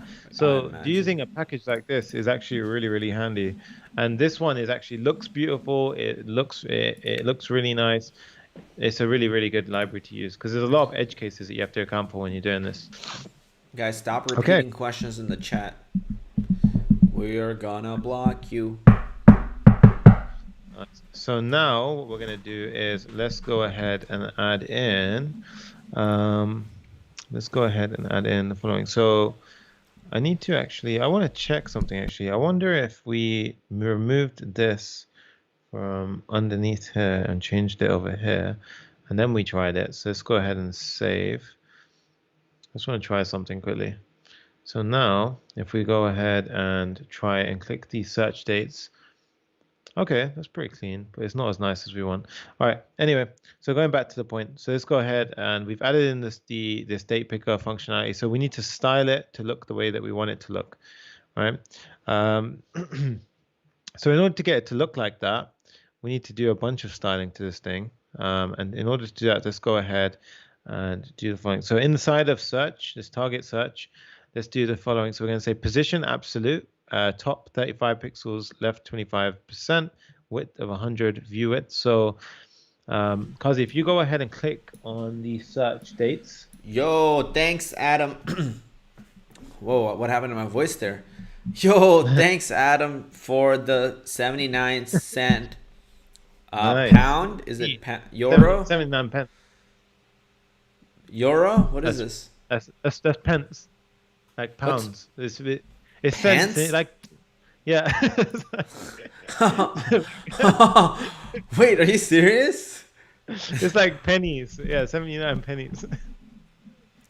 79 pence with a P. Yeah, it's like pounds and pence and dollars and cents. Oh shit, bro. I did not know this. Thank you Yeah. for the 79 pence. Really appreciate it. Thank you, dude. So here we're gonna do. So click on search dates. All right. Boom. Clicked. Yep. And now as we style it, you'll be able to see everything sort of move around as we need it. So leave that open. I'll leave What that we're gonna open. do Do you want now? me to make it half the screen? Yeah, let's do half and half. Nice. So now what I'm gonna do is I'm gonna add in, boom. I'm gonna add in this, and we're gonna make it so now it's saying top 35 pixels from the top, left 25 pixels, and then width 100 view it. Let's do half and half, Kazi, for this bit. All right, I will. Somebody is like, yo, if you guys are making so much money, why do these little donations impress you? Guys, that's the humility that actually got us here today. Exactly. Yeah.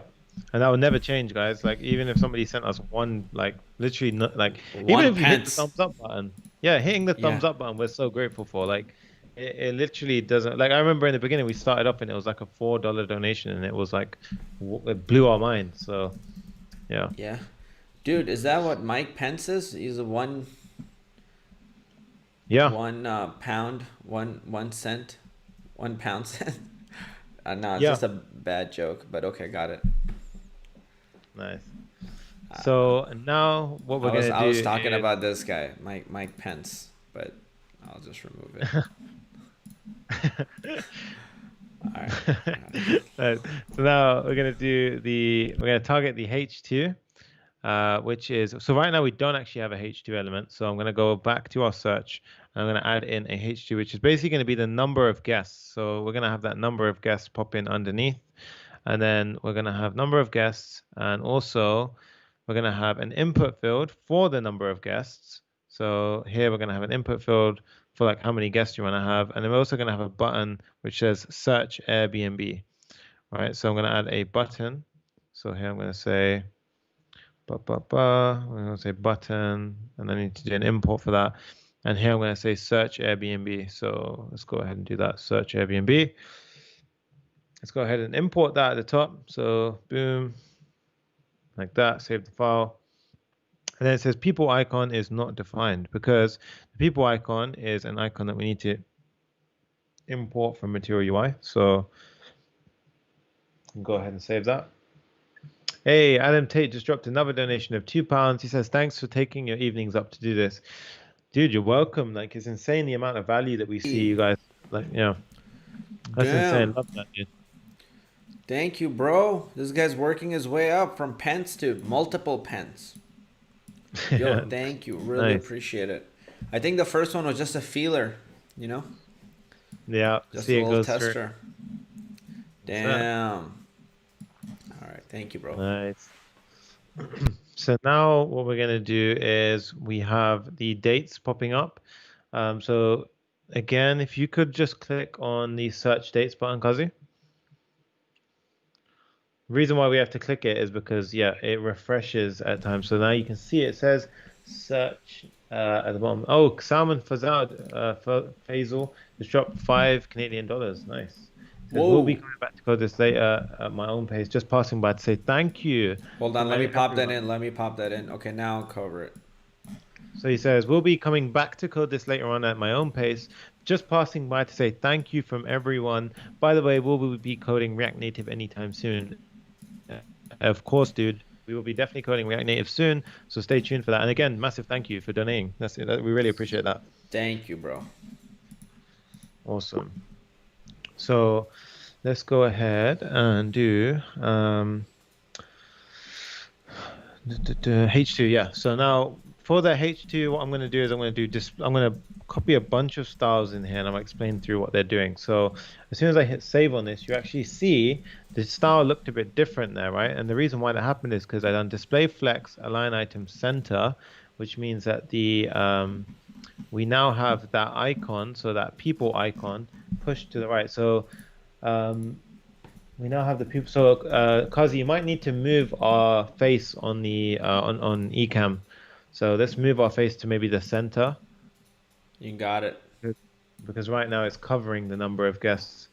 Um, so that should be, you guys should be able to see now on the drop down it says the number of guests, and then it actually has that people icon, and then we got that with justify content space between and display flex. So now they're spaced apart, and we gave it a width of 559, padding of 10 pixels, background color of white, position absolute, left of 0, and top of 380 pixels. And the parent, well, we actually gave it position relative, so that's why it stays in its place. So the next thing is I'm just going to go ahead and style the input. So the input field is this one here. So this one over here. And this one, I'm going to go ahead and do this. So I'm going to say a width of 539, padding of 20 pixels, position absolute, left 0, height 30 pixels, top 420, and border of none. So you guys can just go ahead and actually just use these styles and copy us, and it will work for you. And that actually drops it down to the next line. And that's actually a very nice number sort of that you can now select, and it'll show you. And the final thing that we're going to do, or not the final thing, but I basically now when you click the number of guests, so Kazi, click on the number 2, and you'll see that nasty outline. So not that one where it says number of guests. No, it says yeah. So you get that nasty outline. So to get rid of that, we add in this. We say when we focus, make the outline width 0. So you can see it's gone now. Ooh, that is, but now I can't. Hold on. Yeah, it's definitely gone. Yeah, it's true, it's gone. But the date picker kind of blends into the page a little bit, so I can't see where it's ending. But yeah, definitely, it looks much better.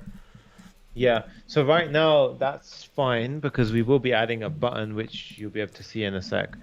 Yeah, so for the button to style, we need to do the following. We're going to say go ahead and target that button and do the following. So position absolute, left of 0, top 480, text transform inherit, and that's because we don't want it to be uppercase. Background color of the Airbnb color, and then color white and a width of 579, and that will give you the exact perfect dimensions that you guys are going to need, and it should do what we want. So there you go, you've got it looking pretty good. But when you hover over, so if you hover over search Airbnb right now, you'll see it kind of goes transparent, which is nasty. Like, so the search Airbnb, yeah, you see that it kind of, we don't want that. We want it to basically invert the colors. Right. So to do that, we add this in. We say whenever we hover over it, we want to basically do a background color of white and a color text to be that. So now, if you do it and you hover over that, you actually see it. So if you click hover over search Airbnb, click it. Nice. Now it looks clean. Yep. You want me to click it? Not yet. No. Got it. Because I will click it. Danny Finkelstein says, "Keep up the awesome work, guys. I will watch this thoroughly tonight." Oh, snap. Let me pop that up. $5. Damn. Thank you, bro, for that $5 donation. And said, "Whoa, Nice, Danny. Thoroughly tonight. Yeah. Hey, let's go. Woo! Emotional code coming in with the heavy hitting $20 donation. Thank you so much. And all he said was, that was his message to us. Thank you so much. Whenever I see like a $20 donation or something, I just picture somebody coming in swinging ever since Frank. You know, seriously. Yeah, this is just epic. Thank you for that. We are at $111 in super chat. Thank you so much. We just broke $100, and you guys are awesome. That's insane. Thank you so much, guys. Let's keep this going. Hey! Woo! So now what we're going to do is we are going to have it. So now we actually have that date picker component looking beautiful. It looks really nice. But when we click search dates, we want to change the text, and we want to change that text so that it actually says hide, right? So how do we do that? We go back to banner, and here where we had the search dates, what we can do here is we can actually go ahead and change this now so that it says the following. We can actually say, we can do this. We can get rid of this, right? And inside of here, what we can do is we can say, if show search is true, then show hold up text. Otherwise, Sunny, one second. So Sunny. Yeah. Hold up. How do we, is there a way we can hide the sidebar completely? Which one? The status, I think it's the, is it the activity bar or the status bar? You're talking about that blue stuff at the bottom. On the left hand side, I think that's the status, on the left hand side, the one that with the file and the icons, because the code is getting way too like it's getting wrapped up way too much. What we can do, I think, You know what I mean? is- Like it's looking too goofy now. yeah, I think we can do Like what is this? show sidebar. I mean, I So can make click it on- smaller, but I think then it becomes really hard to read unless everybody's okay with reading that. I can think make- that's okay. I think That's that's okay? okay. 'Cause- yeah, I think that would be pretty good. Okay, if you guys are okay with that text, just let me know. Otherwise, I can change it back. Yeah. And thank Nice. you so much, Devon, for the €5 donation. Thank you so much, brother. Really appreciate it. Awesome. That's nice. Yeah. Thank you, dude. So now what we're going to do is we have the search dates added on. And if you click on the search dates, Qazi, so in localhost 3000, you'll notice it says hide. So it says search dates and then it says hide. Yeah, so that's awesome. Yeah. So we have this full functional Ooh, UI. nice. Yeah. Look at And that, if you make bro. it bigger, there you go. It centers perfectly. So you get a nice like little look to it. Awesome. Mhm. So now what we're going to do is we are going to make it so that we are actually going to, no, actually at this point, I think what we need to do is add in the cards, right? So the cards are what we see underneath those, like those really nice looking cards. And what we need to do is we go to home and essentially what we're going to do inside of home. Another is- epic oh, donation nice. by Pathre SFL. $4 donation. Thank you so much, my man. Really appreciate you. And guys, if like Pathre, you've also been enjoying this video so far, what can they do, Sonny? They can smash the thumbs up button, guys. Make sure it's blue so it's done.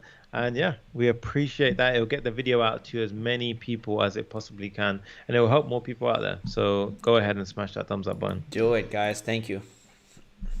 Awesome. So with that said, guys, now what we're going to do is oh, damn, dude. The donations are flying today. Damn. What is Siring happening? Cowden. Let me just find it dropped one. first. Let me find it And let it first. drop in. Oh wow, Saring always comes in hot. Saring Calden just dropped one, and what does he say, Sonny? It says, sharing is caring. Thanks, guys, for sharing your knowledge. You guys are helping everyone a lot. Keep it coming. Please have this project pushed to Git. All right, okay, we'll do it. Thank you so much. Nice. Thank you, dude. So now what we're going to do is we have inside of our home file, what I'm going to do is I'm going to have we're going to restructure this a little bit. So it says we're going to have a div, and this div is going to be called like a section, right? So it's going to be called, so we're going to get a class name, and this is going to be called home_section. And what we're going to consider a section is going to be like a row of 3 cards, for example. So inside of here, we're going to have 3 of those cards. So Kazi, let's go ahead and open up the actual app. So the actual deployed version. Okay. And we right should here. be able to see inside the deployed version, you can see we've got 3 cards in a row. And then if we go down below, we've got another 3 cards. And this is fully responsive, so they grow, right? So you can consider a section to be 3 cards, right? So we're going to have 2 sections. And then basically we're going to make it fully responsive. So in this bit here, we're going to have a card component, which takes a bunch of props. And it's basically going to be 3. So And one. then we're going to have hold another up. section. So hold up. So one section is going to be 3. Yep. All right, got it. Nice. So these 3, and then another section, these 3. Damn, dude! Holy crap! Just Whoa, wait what for it. is happening? We just got 2 more donations. One by, what is BAM? Can anybody, I mean, all I know is Horace is a badass motherfucker for giving us 195. That's the BAM it stands for. And Frank just sent $20 donation. He goes, sending some heat. Love the work you guys are doing. Awesome Airbnb build. Thank you, Frank. Always appreciate you, brother. And god damn, we just broke 154 in the super chat. Oh, This is insane. Thank you so much, Frank. Thank you so much, Harry. This is insane. Holy crap. Nice. Thank you. Now, damn, dude. So now what we're gonna do is The greatest ever goes, Frank. I knew you were coming. It's about that time. We should have like suspenseful Exactly. music start queuing up like later in the stream. Kind of know Yeah, Frank is coming. exactly. Yeah. Right. So inside of home, what we're gonna do is I'm gonna add in a snippet of code. So it says home section, and for those sections, so those cards that you saw, they're gonna be inside of a row. So it's gonna be display flex, and we're gonna give it a padding of 30 pixels, right? So each one is gonna have a padding of 30 pixels. Another great donation from Shubham Pandey. Thank you so much. We've got a home section over here. So the card, we actually need to create a card component. So let's go ahead and do card.js over here. I'm going to create a card.js, and we should be inside of it Stop you now. for a second, bro. And here we go. Gautam goes, I recently completed your Reels clone. Hey, And he goes, and believe me, I got an internship in a local agency. Thank you so much. damn. I think yeah, the Reels clone as well. Interesting. That's nice, dude. That's insane. Love that. Check your phone. All right. It's awesome. Right. So now what we're going to do is we have the card component. So I'm going to do RFCE like this. And then I'm going to create a class name. So class name, I'm going to do here card. And we're going to go ahead and do, we're going to go ahead and do import card.css like this. Oh no, what did happen there? Card.css. There we go. Save the file, and then inside of our card, so the card is an interesting one. It's going to take a few props. So props in a functional component appear here. So props basically are properties that we can pass to components which make them look different, but we can reuse them. So this one, we're going to destructure at this point, and we're going to say it takes a source, it takes a title, it takes a description, it takes a price, right?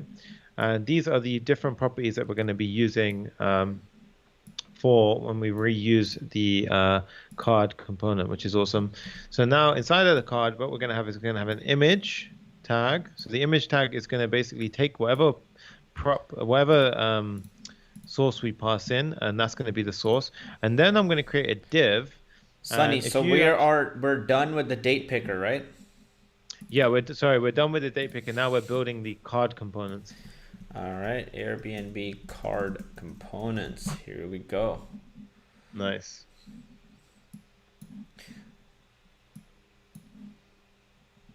Awesome. I changed it, and I'm gonna drop this sound at the top.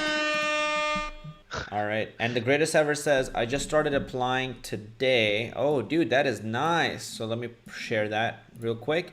He goes, I just started applying today, and when I get employed, I will know for sure that it was because of these amazing lives and the amazing value shared. We'll be sharing that story in PWJ chat soon. Let's go. Let's go, dude. That's amazing. The greatest ever has been on these live chat, on these live streams Consistent. every single time. Yeah, we notice you guys. Yeah. I know Hajera, I've seen her very often on these live streams. Alexandros joins on these live streams quite a bit. So thank you guys. We really do appreciate you. Yeah, exactly. Manav, I think I've seen a few times. There's definitely a few people here which we notice, and we see you guys every time. So that's awesome. Now, we had so it's saying card is not defined, right? That's because what we need to do is actually go ahead and import the card. So let's go ahead and change this, and let's do card like that. Now it will actually should fix that issue that we're having. And inside over here, what we can do is it says cannot resolve card.css. So I need to go ahead and create card.css, and we should pop into that right now. In a second. There we go, card.css. And now we should get rid of that error. So it's all part of getting rid of these errors, guys. So for the card, we have an image, right? Then we have a card info. So Kazi, let's go ahead and pop open the deployed version, and I'll give you a visual breakdown of what we're actually doing right now. So the card info section is actually, so you see we've got the image at the top. Uh-huh. And then underneath it, we've got something like I'm just making a div called card info. And now that contains the title, the description, and the price in some cases. So if you go to the So bottom, hold up. What's the card? So card info is this here. yeah. All right. So that's gonna be this title, that description. And then if you scroll down for the bottom cards, they also have a price. Okay, got it. So boom, there we go. Yeah. And the way that we do that is I just popped it in here. So we basically render out those things if they exist as a prop. Nice. Okay, dope. Yeah. And then inside of home, so I'm actually saved you guys a bunch of times. So I've actually gone ahead and pre-populated some of this stuff with some props. So I'm going to go ahead and swap these out with some properties that I've basically went ahead and found. It's going to do some annoying stuff right now, but let's go ahead and format this. But what you guys can actually do at this point is go ahead and you can pause the video and you can pretty much grab these, what I've written for these different components, the props that we're using. But if I go ahead and save that now, and let's go to our local host. Yeah. So let's go right here. Nice. And we should be Hey, Soham just came in clutch. Thank you, Soham. And he goes, awesome guys. I have started to learn JavaScript inspired by your clone videos. Great content. Keep up the great work. Thank you so much, Soham. Really appreciate it. And now we're over $160. Thanks to you guys. Always love and massive appreciation for all of you guys. And if you guys are enjoying this and you want this to go out to other people, make sure you smash that like button so it just keeps going out, guys. Exactly. Massively appreciate if you guys do that. Nice. So we're going to go ahead and style some of these card components. So let's go to our card. And for card, the CSS, what we're going to do is for the top one, we're going to target the card. And I'm going to say, give it a margin of 10 pixels. David Rakosi is in the chat now. Oh, damn, dude. What's up? He's a crazy student inside of PWJ. Awesome student, and it's good to see you here, dude. Yo, nice. David, let's go. David has a few builds for you guys already built. We're either going to be delivering it live or dropping it as a video this week, hopefully. So really excited about that. And Pavel Nowak came in hot and just dropped 10 Poland. Sure 10 Polands. And he goes, you are the best. Greetings from Poland. Thank you so much. Nice. Oh, scripting like hero just said, I watch your tutorials and I got a job in my city. Thank you. Damn. Wow, that is beautiful. Guys, we're trying to get to 5,000 developers, 5,000 people getting jobs as developers. That's our #1 goal this year in 2020. So that is amazing. We should have like a counter going seriously like at the top, and it should always be increasing every time we find out you guys either get a client or a job. But this one is going to be one of them. That would be awesome. We should definitely do that. Or on the PWJ website or something, have like a live counter. Yeah. That'd be cool. So right now you can see that image is huge, right? So I don't want it to be the one that at big. The bottom, this one here. Yeah, and there's actually a few, they're in a row right now, but you just can't see it. So what I'm going to do is I'm going to say card image, and I'm going to go ahead and style this. So let's go back to half and half, and then we do this. We say card image, and I'm going to say nice. Object what the hell? It works. Whatever you did just works. So object fit fill, and that should do that for us now. And what I'm going to then do is go ahead and do I'm now going to go ahead and do 300 pixels min width, min height of 200 pixels, and 100%. And then I'm going to go ahead and say for the card component itself, we're going to say that it should have the following properties. So let's go ahead and add this in. So I'm going to go ahead and add in a margin of 10 pixels, a border of 0 pixels, and a solid black. So this is very important because this actually gives it 0. So we don't actually need that one. We can give a border radius of 10 pixels. And you see you get the rounded corners, right? The overflow is hidden, so that if I don't have overflow hidden here, guys, you'll see even if I round the corners, you see what it did? Like it doesn't do it as we want it. You want to make sure overflow is hidden. Then you do box shadow. Now this box shadow gives it that 3D effect. We're doing a transition, a transform, and this will actually come in because we're going to add a hover property here. So let's go ahead and add this in. And now what you can see is if you go ahead and hover over those cards. I'll do that right now. Ooh, nice. They got that little feel to it. Yeah. But I think And they're now doing it. Yeah, go ahead. the reason why we get the sort of animation with it is because we added in transition transform 100 milliseconds, which Yep. says that animation should actually take 100 milliseconds. If I get rid of that, let's go ahead and check out what it does. So you can see it's very snappy. Ooh, ugly. Yeah, you don't want that. You want that silky, buttery, smooth transition. Ooh, Let's go silky, ahead. buttery smooth, dude. Like that almost That's like it. releases some taste in my mouth when you say those words. You know, you're not the first one who said that. Somebody else actually said that in a coaching call. They were like, what really made me get inside of PWJ is when you said that the buttery smooth animations. And I was like, oh Huh. shit. You just Nice. start saying that just like random times, like all the times. Let me Exactly. actually also and 0.1 is gonna also do the same thing too, right? 0.1 seconds. That should be 100 milliseconds. Yeah, exactly. Okay, dope. So let's leave it like this. Nice. Right. Now what we're going to do is we have those things, and the good thing is, guys, is that here it's doing it very clever. So let's go ahead and make this, make it big now, Kazi. Notice By how the it's going way, to use up. this is really awesome.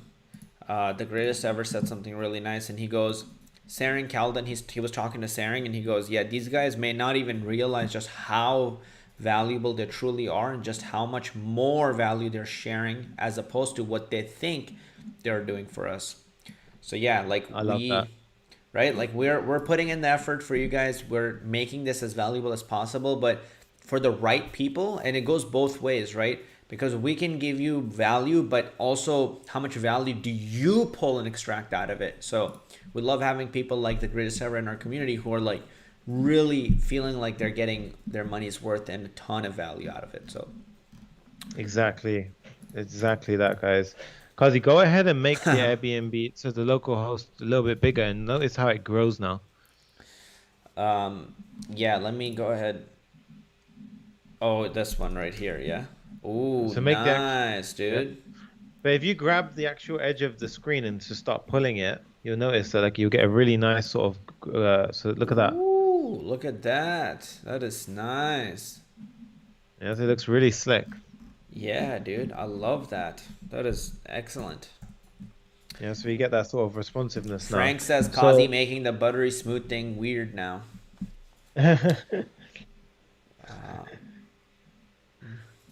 nice. So now what we're gonna do is That's funny. All right, keep going, bro. we're gonna basically for the card info, we're gonna go ahead and do the following. So we're gonna say margin top -9. That'll pull the margin up for the info on the text. And then we're going to say border radius of 10 pixels, padding 20, padding top 20, and margin a border 10, a border of 1, right? So let's go ahead and add those things, and then let's see. And now what I'm going to do is I'm going to style the text inside, right? So I'm going to style the text. So we've got a H2 and a H4 inside. So inside of card.js, we've got a H2 and a H4, the title and the description. So making the font size 18 pixels, font weight of 600, and the H4 font size of 14, font weight of 300, margin top of 8, margin bottom of 8 as well. So let's go ahead and save that. And now you can see you get a much nicer look and feel to it. So that looks really clean. Now,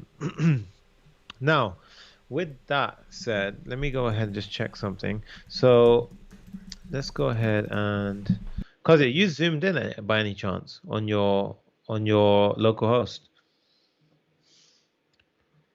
Are you zoomed in? Zoomed into what, bro? What are you talking about?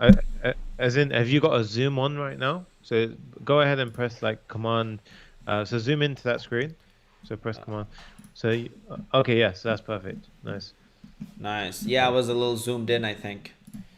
Yeah. I was a little zoomed in, but it seems like that is just today. We actually right now we got somebody to join Profit with JavaScript. Arnold Oh, Tomboy. Yep, nice, dude. and he And also he joined actually Profit joined. with Python. That's awesome, dude. Is he watching right now?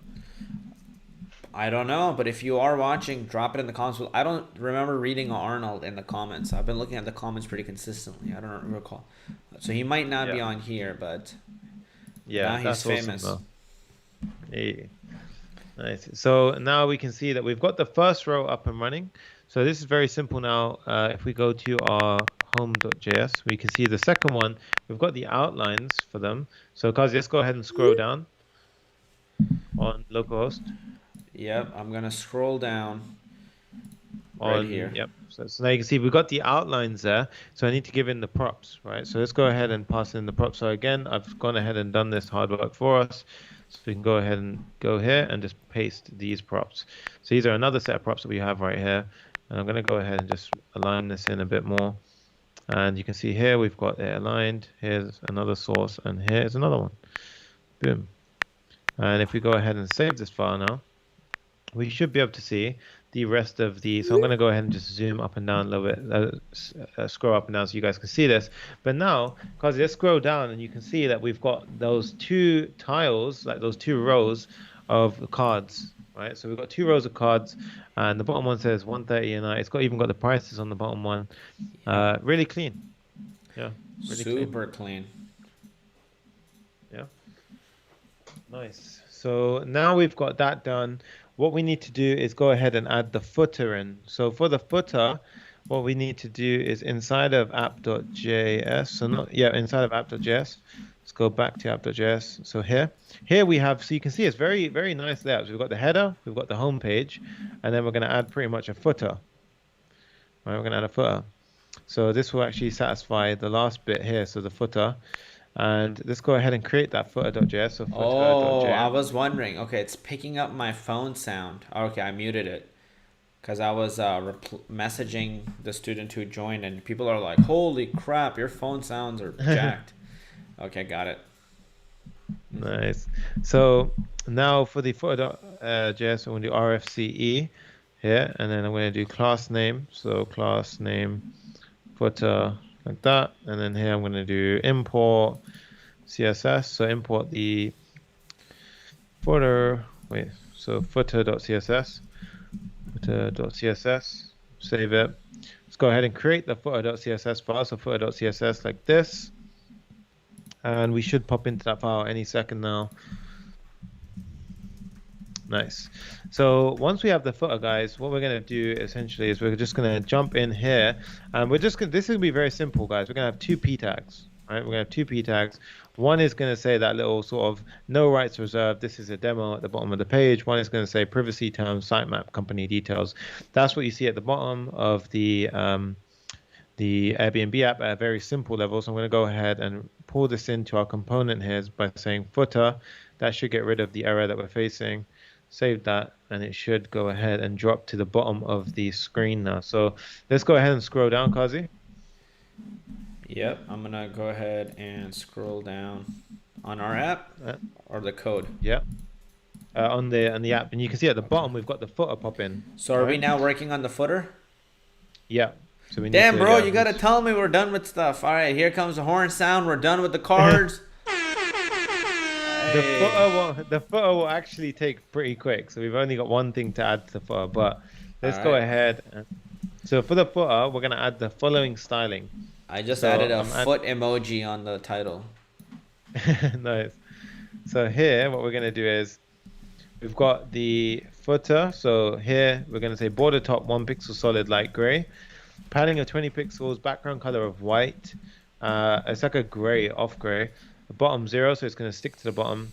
And then we're going to say text align center. Here we don't actually need bottom 0, text align center. And then for the we're going to target the p tags. So that text, we're going to say padding of 5 pixels, font size of 14. So now if we scroll down, Kazi, we should see the bottom. So that footer should actually show us. And there we go. Ooh, that looks okay. Hold on, it's not showing up for the people watching. So I'm gonna do this, and now it should show up. There we go. Showing up now. There. Is it showing? Now it's perfect. Yep, now it's Nice. showing perfectly. Nice. So now you guys can see the footer. We just got another euro. We got a €1 donation from Aita Punjabi. Thank you so much, Oh, dude. thank you, bro. Appreciate that. That is amazing. We're at 163 now. Nice. That's crazy, dude. Damn. Wow. All right. So we've got that up and running, which is awesome. And then what we're gonna do is, guys, if you write a message and you do it all in capitals, it's gonna the Nightbot, which is like it's gonna like block you. So don't try not to write in all caps. Yeah, 'Cause the other- sorry about that. Yeah. It's the bot is really aggressive, so we can't even control him. He has a mind of his own. Yeah. All right. Now what we're gonna do, guys, is we've pretty much done the homepage. The homepage is done. Like it looks very slick. The thing is working. Now we want to move over to the search page, right? So how do we get the search page functionality? How do we do routing or any of that stuff? So to get that working, we need to use something called a React Router. So in order to get React Router working, what we're going to do is we're going to go ahead and install something called React Router DOM. So to do that, what I'm going to do is I'm going to go to the terminal and I'm going to write the following. So I'm going to say npm I. So Kazi, let's go ahead and pull up the terminal. All right, Command J, let's go. npm I, and we're going to do React Router DOM. And I'm going to hit enter on that. And that will pull in the dependencies that we need to have routing. Now, routing, let's give them an example of what we're going to do here, Kazi. And let's also change the title to say set up React Router. Yep.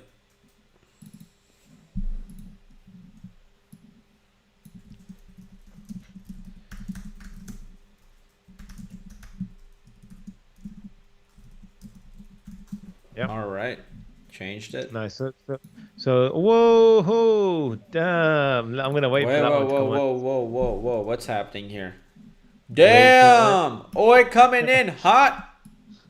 That's dope, dude. He says hello from New York. Hold on. Let me put it up here, bro. You gotta give it respect. Nice. Damn, He $10 said, hello. donation. Go for it.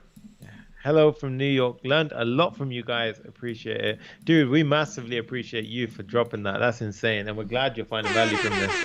That's nice, dude. Thank you Thank so you for much. Appreciate that. Wow. That's amazing, damn. We're at 173. Let's go. We might break 200 today again. Yeah. Damn. It's just insane, like the growth. Oh my God. Crazy, Yeah. man.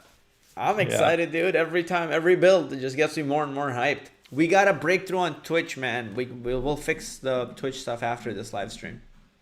Yeah. We'll sort Twitch out. So now what we're going to do is we're going to import a bunch of things from React Router. So let's go ahead and do a bunch of imports. So this is the stuff that we need from React Router. And what we're doing here is we need to now basically, so React Router, the way it works, guys, is you wrap your app in something called a router, right? So let's go ahead and wrap the app inside of a router. So let's go ahead and get rid of our annotations. So we wrap the app inside of a router like this. And then what we do is you can see everything sits inside of a router. And then what we're going to do is we have something called a switch, right? So what we always want to show the header. So we're going to keep this outside the switch. We always want to show the footer. So I'm going to keep that outside the switch. But then I basically want to conditionally render. So imagine if I'm at the home page, right? So if I'm at the home page, so /, then I want to render this. But if I'm at like /search, then I want to render the search page, right? The search page. Then I want to render something like this. By the way, Sunny, we're Right. done with the home page, right? Yeah, we were done with the homepage a while back. A little yeah. while Done ago. with it. Yep.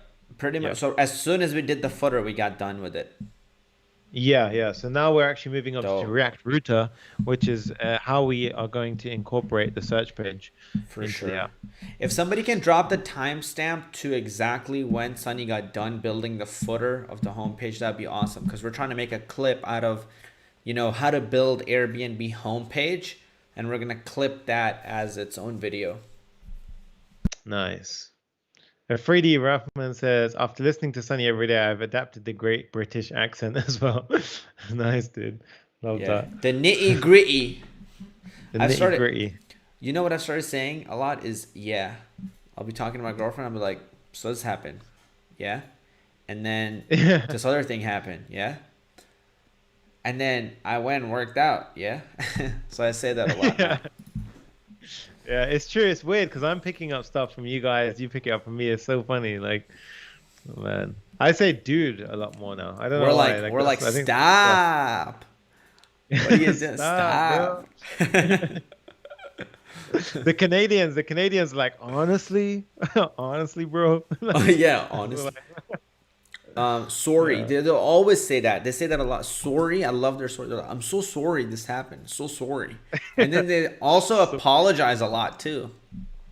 It's kind of yeah, it crazy. is. It's a British thing as well to apologize, I think.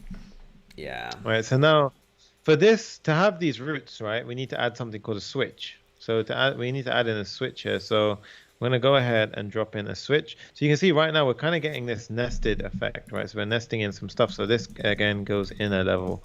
Now, again, we always are going to render the footer. We're always going to render the header. But depending on which root we're in, we're going to render these things. So in order to get that functionality, what we do is we change essentially this one to be, oops, we change this one to be this.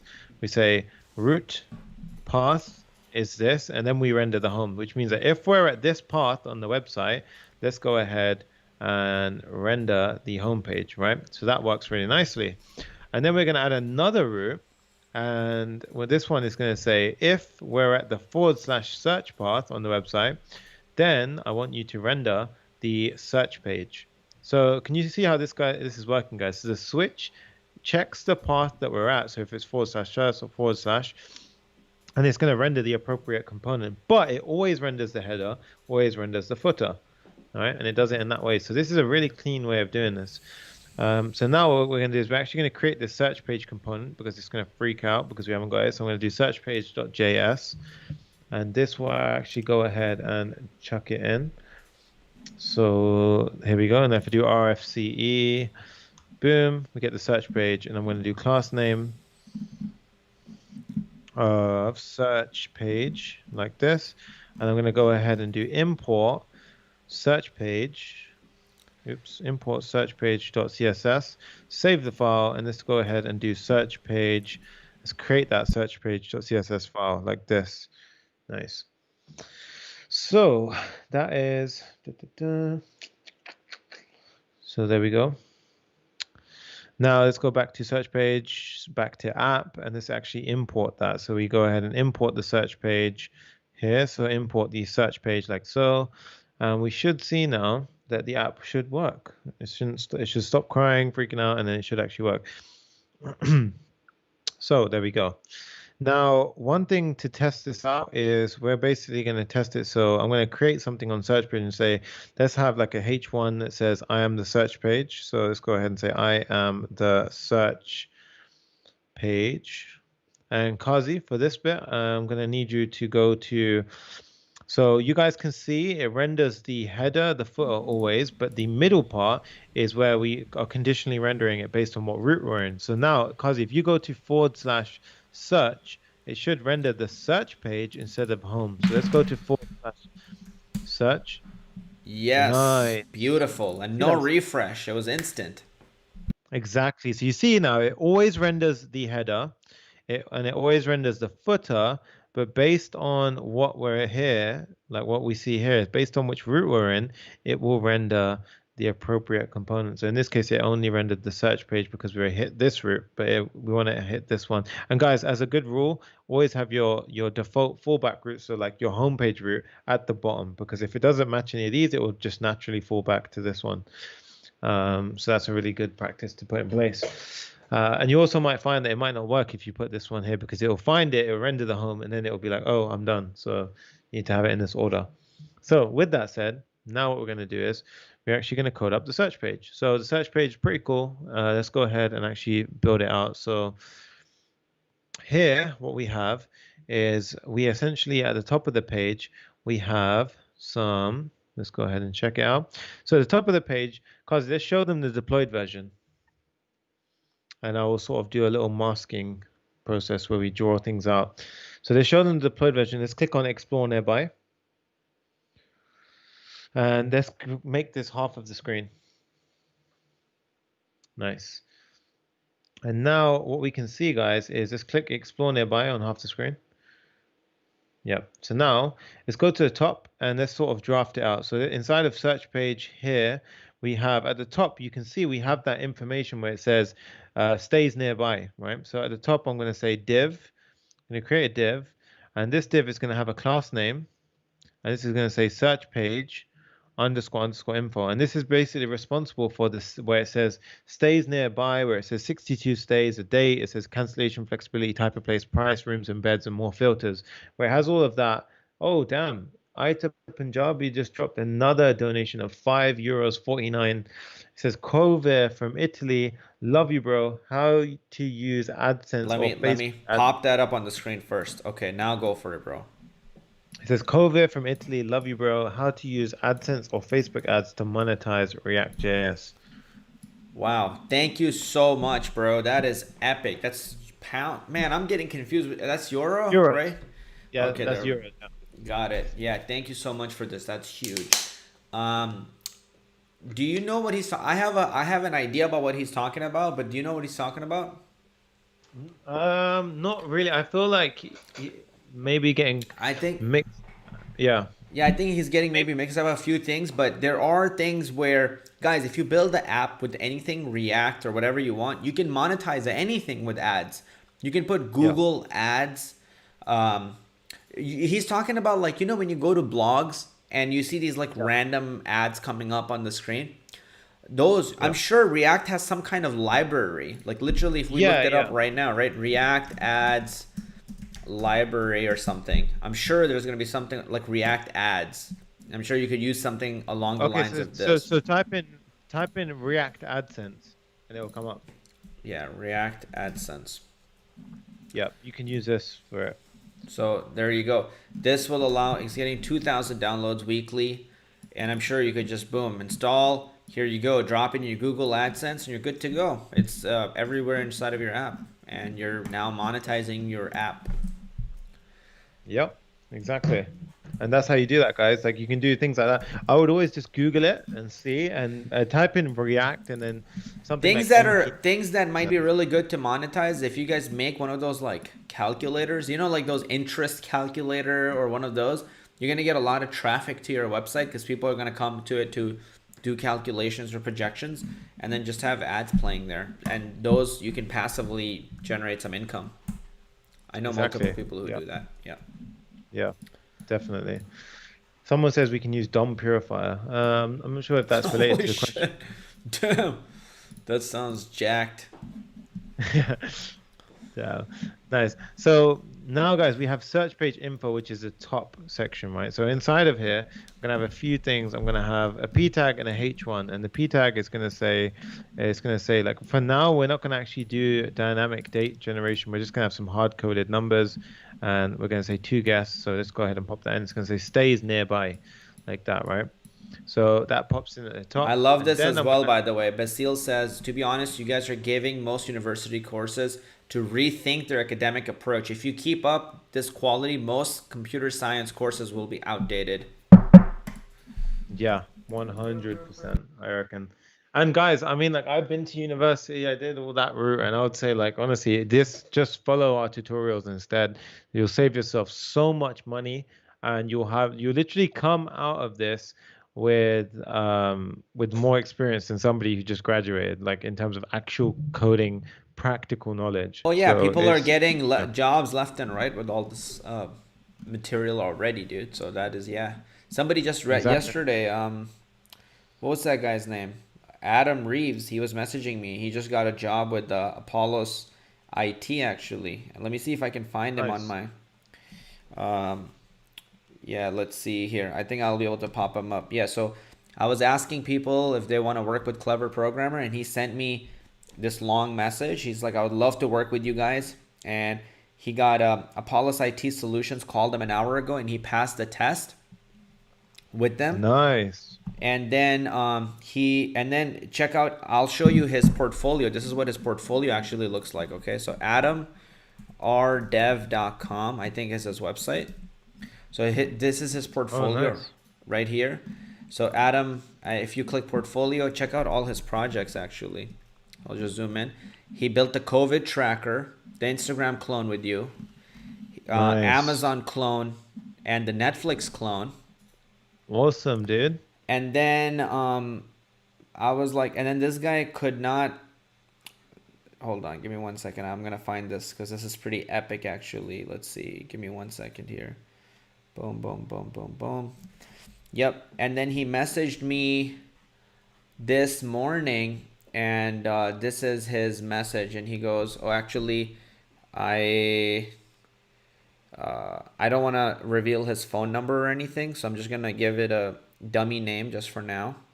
I just did that right this second. And he goes, yep, so he just got a job from them, and he goes, "So no worries, I got a job offer today to start training tomorrow with the Polis, and I had to take it. 55K for the first year with a 10K bonus after completing 2,000 working hours, full medical, dental, vision, and 401K." And he goes, "I'm beyond stoked." Whoa, that's insane, man. Holy shit. Hell Damn, yeah. dude. Like it's crazy to see that like from these live builds they like people are putting it inside their portfolio and then they actually land jobs. And guys, these aren't normal jobs. These are damn good paying jobs. Really like good.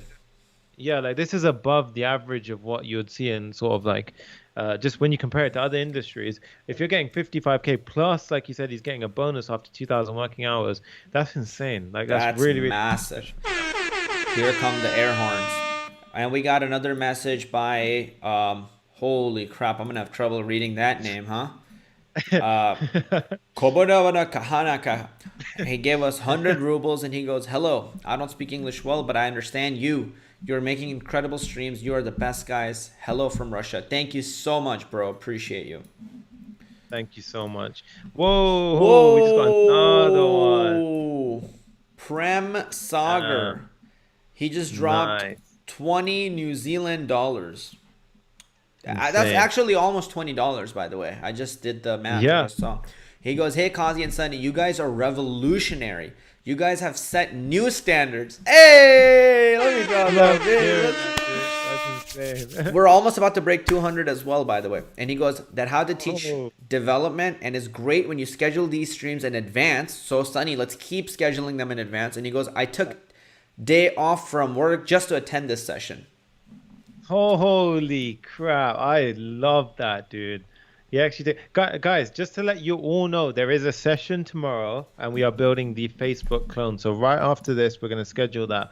Yeah. And that will be up for you guys to see. So we are That's building tomorrow, something again right? tomorrow.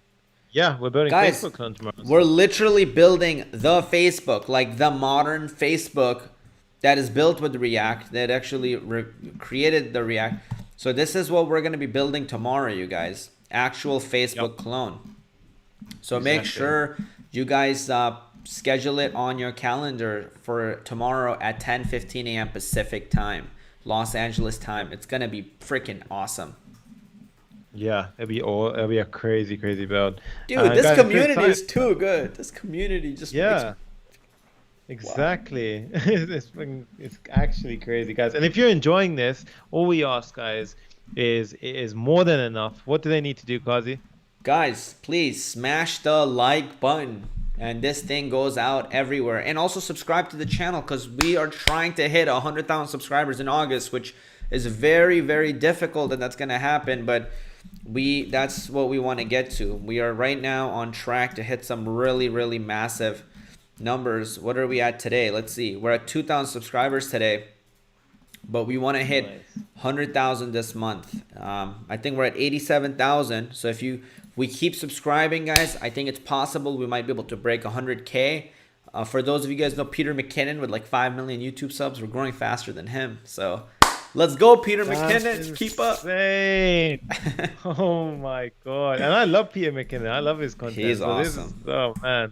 Peter McKinnon, let's do a collab. You know what I'm saying? Let's do a collab. Yeah. Let's go. Exactly. He can shoot some dope like programmer content. Oh yeah. Nice. So we were working on the search page, right? So we had the search page info. We had two things at the top. We had the P and the H1 tag. we're going to be adding a bunch of buttons in now. So I'm just going to go ahead and pop a snippet in here. So let's go ahead and just chuck this in. These are all material UI buttons. So we're giving a variant outline. So this will change the appearance of the button, but we need to actually go ahead and import this because we're pulling this from Material UI. These comments are too good. I'm sorry. I love you, but yeah, I'm gonna keep them coming. Bastille says, to be honest, guys, why get yourselves into massive debts with student loans and no job guarantees? Just get yourself registered with Clever Programmer. End of story. You get quality tutorials with experience and job offers.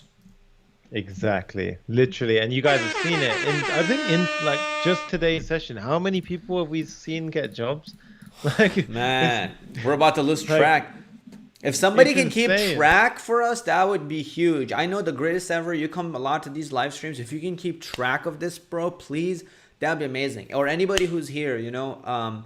I know some of you, Leif. I was just about to say Leif's name, and then Leif hits us up with the freaking $8.26 donation. Thank you, bro. Nice. Thank you so much. Leif?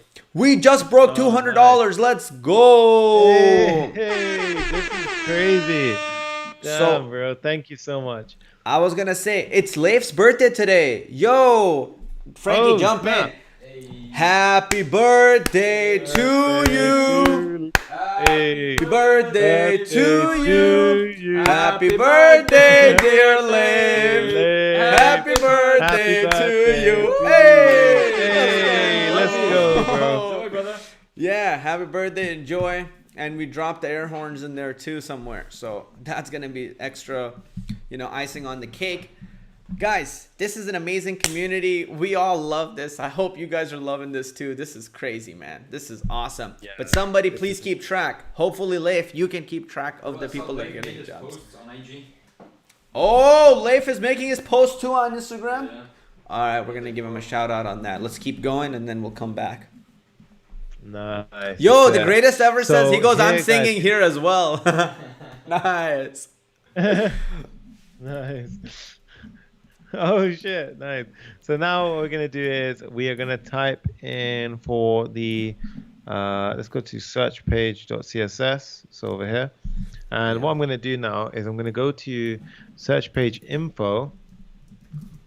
So right here, and I'm gonna do the following. So search page. So we need to actually create that file. So search page info. No, we've got search page CSS. Sorry. Yeah. Here we go. And what we're going to do is at the top, so where we've got that text, where we've got the p tag and the h1, we're going to style it like this. So I'm going to say, give it a padding of 20 pixels. And right now it's freaking out. Why is it freaking? Oh, because we didn't import Material UI. Like this. And that will actually go ahead and change that. So you can see the buttons popped in. And you can see it gives it a padding of 20 pixels in that section. And then we're going to go ahead and target the p tag, give it a margin bottom of 10 pixels and a font size of 14. So let's go ahead and do that. Boom. And let's do the following like this. Save it. And what I'm going to do is I'm going to make a H1. So like this. And for this one, I'm going to give it a margin bottom of 30 pixels. So this just pushes things out a bit. And then for those buttons, we're going to give it a border radius. We want it to look more rounded than it is right now. And I want to keep the text right now is screaming at us because it's all in uppercase. And the text, and then we want to give it a margin of 5 pixels so they're not all touching each other. So let's go ahead and do that with this. So we're going to say border radius 30 pixels, text transform, inherit margin 5 pixels. And there you go. We get those nice looking buttons. And these buttons are Material UI buttons, which means by default, when you hover over them, Kazi, and click the button, you get that nice little ripple effect. So when you click it, there you go. That is beautiful. Yep. Nice. Yeah, I know I was muted. You were about to say that. The greatest ever goes, yeah, recently got into some Discord communities and I was so shocked to see how amazing this community really is. Most other communities are so toxic and unproductive. Nice. Yeah, it's true. Honestly, it's true. Like, think of Stack Overflow. That is the most like toxic. Yeah. Makes you feel like shit. Yeah. True. Every time I posted a question there, I just felt so small. Yeah, like they really have a bad way of making developers like feel like shit. But I mean, it's a good resource, but as an overall place to go, especially when you're learning, it can be a scary thing and it can like knock your confidence. So make sure you're inside of a community like PWJ, and yeah, you can go ahead and boost yourself. So now, guys, all the next thing we're focusing on is this. Let's go ahead and open the deployed version of the app. All right, so boom, right here. So right now, let's change the top. So the title, so that of what we're working on right now, to we are working on the search result component. So you see the search result component. Each one of those ones is a search result. So you see where it says stay at this spacious Edwardian house. That is actually a search result component. So we're going to create one component and then reuse it a bunch of times. All right, added it on the top. The greatest ever says Stack Overflow can make you feel like quitting, which is so weird because of how used it is. Yeah, that is, I think for a lot of new people, it's a very intimidating and kind of like they look down on you. Yeah. And guys, like even after all these years of coding, like me and Kazi can give you guys like a true first impression here of like, we will still go to Stack Overflow and feel like that. Like if we look at stuff like so that feeling really never really goes. So like get yourself inside of a community instead, because Stack Overflow just, it always has that effect on you. Like you get better at dealing with it, but it does always have that effect on you. Mm-hmm. Like there's times where I'll go to Stack Overflow, I'm like, holy shit, I don't understand this code. And it does make you it knocks your confidence, but don't get disheartened by that. And every time I would post a question there, they'd be like, your message has been deleted. It's a duplicate. You used one English word that has been used once before on this entire forum. And I'm like, guys, what word did I use? They're like, you used the word duh again. Yeah, exactly. Exactly. So now let's go ahead. Oh, that's literally, yo, who retracted Frank's message? I was just about to screenshot it. Yeah, I was gonna say, I was about to point that out as well. Like, I was just about, because I was laughing because that's literally what I was talking about. And Frank and I said that exact same thing about being marked as a duplicate question at the same time. But basically he said, look at me, I'm a senior developer with like 10 years of experience. And he goes, anytime I post a question, it gets marked as a duplicate. But okay, Sunny, it's let's. so silly. Yeah. My bad. Okay, go ahead. You can add your thing to it. Oh no, I was just gonna say, yeah, because he wrote somewhere on there in that message that he dropped and got retracted. It said, imagine a developer who has apps that are in the top 10 like global apps in the App Store, but the question gets taken down because it's a duplicate. Like it's basically adding on to what Kazi said. So it's honestly a case of, it's really stupid sometimes in Stack Overflow how it works. Yeah. Yeah. So it really doesn't make a lot of sense sometimes. All right. So everybody in the comments is like, yeah. Hajira's like, yeah, I was thinking how it got retracted. You were like, yeah, I was wondering how it got retracted. I was wondering. And then the greatest ever is like, he goes, yeah, lol, I was surprised at how Frank's thing was retracted. Damn. And Al Hassan says, ban who retracted Frank message. Damn. Al Hassan, you should just relax. I think he retracted it himself. Yeah. I think if you retract, it is you yourself, right? Freaking went crazy. You guys can't even see it because it was hidden, but he started saying some crazy stuff. Yeah. Right. So now let's go ahead and create the search result component. So here I'm going to go ahead and do that. So we're going to say search result like this. This will take a bunch of props as well, but we're going to pop that in as we do it. So I'm going to go ahead and create the search result component. So let's go ahead and create search result.js. Boom. We'll pop into that in a second. So we should be inside of it now. And do RFCE. Oops. And then like Give that. me 1 second. Boom. There we go. And then I'm going to say class name equals search results. So search result, singular. And then I'm going to do the CSS file. So I'm going to say import, boom, search result.css like this. We're going to create that file. So I'm going to say search result.css. And then Then what we're going to do is we are going to go to search result.js, and then at the top we are going to have inside of search result, we're going to do a bunch of different imports. So a bunch of different things inside the props. So this is where the props comes in. So we're going to destructure the props here, and then we are going to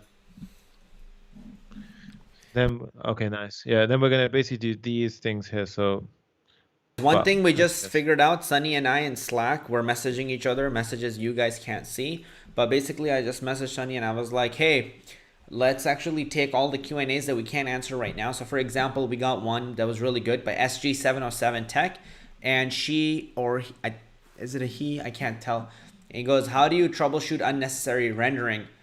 And then the question keeps going on. We're going to address questions like that at the end of the live stream once we're done with the build. So keep sending good questions. We're going to keep curating them, and then we're going to attack it at the end. Yep, exactly. Yeah, we'll keep sending them in, and if we can't take it now, we'll add it to a list, and then we can attack those at the end. Nice. So now what we're going to do is we have the search result. So again, we accept a few props. We're going to have the image, location, title, description, number of stars, price, and the total price.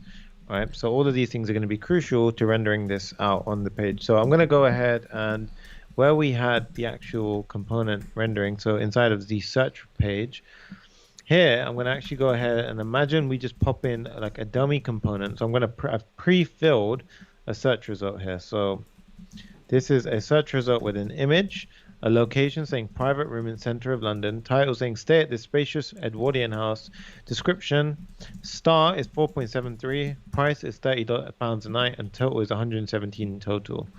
And then what I'm going to do is I'm going to import that into the component. So I'm going to go here and I'm going to say import search result from search result like that. And then what we're going to do is we're going to jump into our search result over here. And what we do now is we go into our search result and we need to basically build it out. So the first thing we're going to have is an image tag. The image tag is going to take the image that we pass in, so this one here. And then what we do is we basically just indent that correctly. The next thing we're going to have is a favorite heart icon. So you see on the right side, we have that favorite heart icon. So I'm going to pop that in here. We need to import that. As such, we're going to import that here like this. Import here like that. Nice. And then we're going to save it. And then we're going to have, so we've got the favorite heart icon. Then we're going to have search page. So now for the rest of the text, we're going to create a div because we like containerizing things. So here I'm going to have a div. And this div is going to have a class name of, so this has to be class name, sorry, of search result info, right? And all the text is going to go inside of it. Now, inside of here, we're going to have essentially two divs. We're going to have info top and info bottom. Info top refers to everything that we have, which is basically the text at the top, but everything inside of info bottom is going to be the star rating and the price, where it says £35 a night and those sort of things, or £40 a night. So let's go ahead and pop that in here. So we're going to say we're going to have an info top and an info bottom. So here we're going to have info top, and here we're going to have info bottom. Like this. So this is info top, and then that'll be a div in itself, and then we're going to have info bottom underneath. And here I'm going to go ahead and pop it in like this. So we've got info top and info bottom. So inside of info top, we're going to have the following. We're going to have the location. We're going to have the title. We're going to have a p tag with like an underscore because that's what they have in their one. It's a very simple way of doing this. And we're going to have the description. And then in info bottom, we're going to have a div. So we're going to have two things. We're going to have two divs. We're going to have one div which says the following. So it's going to have one div which says search result stars. And inside of there, so let's go ahead and close this off. So let's go ahead and close this one off. Inside of this div, we are going to have a star icon and a p tag. So we're going to have a star icon over here. And remember, keep your indentations correct, otherwise it can mess you up. We have a star icon. We need to import that. That means, so let's go ahead and do a star icon. So over here. And here we've got a p tag. And inside of that, we've got strong to emphasize like a bold effect and the number of stars that we have. So this will actually render out a star with the number next to it. And then we've got search results price. So inside of this info bottom, so let's go inside of here. So we're going to say we've got another div, and this one's going to have a class name of search results price. And inside of here, we're going to have the following. We're going to have a h2 with the price, and we're going to have a p tag with the total amount. So just follow along with that, guys, and you actually go ahead, and once you've got all of this set up, basically on the right hand side of the screen we've got the deployed version, right? But because let's go to our local host, and it won't look like that. It will look different, and we're going to get it to look like this. So let's go to our local host. Yep, let's go to the local host right now. Boom. And let's refresh. Yep. And you can see it doesn't look anything like the deployed version, right? So that search result doesn't look anything like the deployed version at the moment. And what we're going to do is to exaggerate it, we're pretty much going to have 2 of those search results, so that way we can actually style it and assume that, like, imagine as we have the finished product. Good question I would like to address real quick. So Giles says, I just can't decide whether to enroll in the JS or Python course. I don't really have a preference in what I do. I just want to master a second language. If you don't have a preference, 1000% I would recommend that you actually join Profit with JavaScript. That's crazy amount of focus right now is dedicated there. Our whole team is behind it, like with the live coaching calls and everything. We have like 3 to 4 live coaching calls at this point, which is just, it's silly. I mean, it's silly, but we're just kind of going crazy with the amount of value we want to bring to you. So if you're deciding and you want to pick one, both are phenomenal courses. And you know, Python course made with, you know, by your boy with just a lot of love. So it's going to be good. But with the community support and everything, if you have to pick one, definitely join the PWJ course. Exactly. Yeah, PWJ course. We have the entire team just going crazy right now on the PWJ course, and it's going to be a huge amount of value for you. And like we said, guys, this is going to go up in price. So if you're on the fence and you miss this now, it does not go back down once it goes up. Like that price is here to stay. It's massively underpriced at the moment, to be honest. And once it goes up, which is in, I think it may be 2 weeks, I think we actually go up in price. So once that goes up, guys, there's no coming back down. So make sure you grab it now if you're on the fence. Nice. So Yazuf says, do you guys do pair programming too? Yes, there's plenty of pair programming inside PWJ, and there's coaching calls. Like Kazi said, there's 4 to 5 a week. So there's massive amount of sort of working with people. And also you have a community of 1,500 people, guys. So 1,500 people that, yes, you can pair program with any single one of those people. So yeah, definitely go ahead and check it out. So now what we're going to do is we have the search page. We want to make this search page look and feel, the search result look and feel like what we see in the final product, right? So there's a lot of styling here. So pay attention, guys. We've got the search result over here, and we have our CSS file over here. So we done a lot of containerization here. So make sure you've actually gone ahead and given everything class names, just like we have inside of search result. So inside of here, we've got the search result outer container. We have the image inside. We have the search result heart. We have the search result info container, which contains all the text. We broke that up into 2 divs, and info top and info bottom. Info top's very simple. We just had some text with different tags. Info bottom, we had 2 containers inside. We had search result stars and search result price. And then here we had the search result star icon with the number of stars that somebody had given it. And then inside the price, we had the price and the total. So with that said, we're going to go ahead and style all of this in one go, right? So you guys are gonna see this change and become that final finished product. So the actual search result itself, we're gonna go ahead and add the following. So we're gonna say search result, display flex, position relative, margin 20 pixels, padding 20 pixels, border bottom 1 pixel solid gray, opacity 1.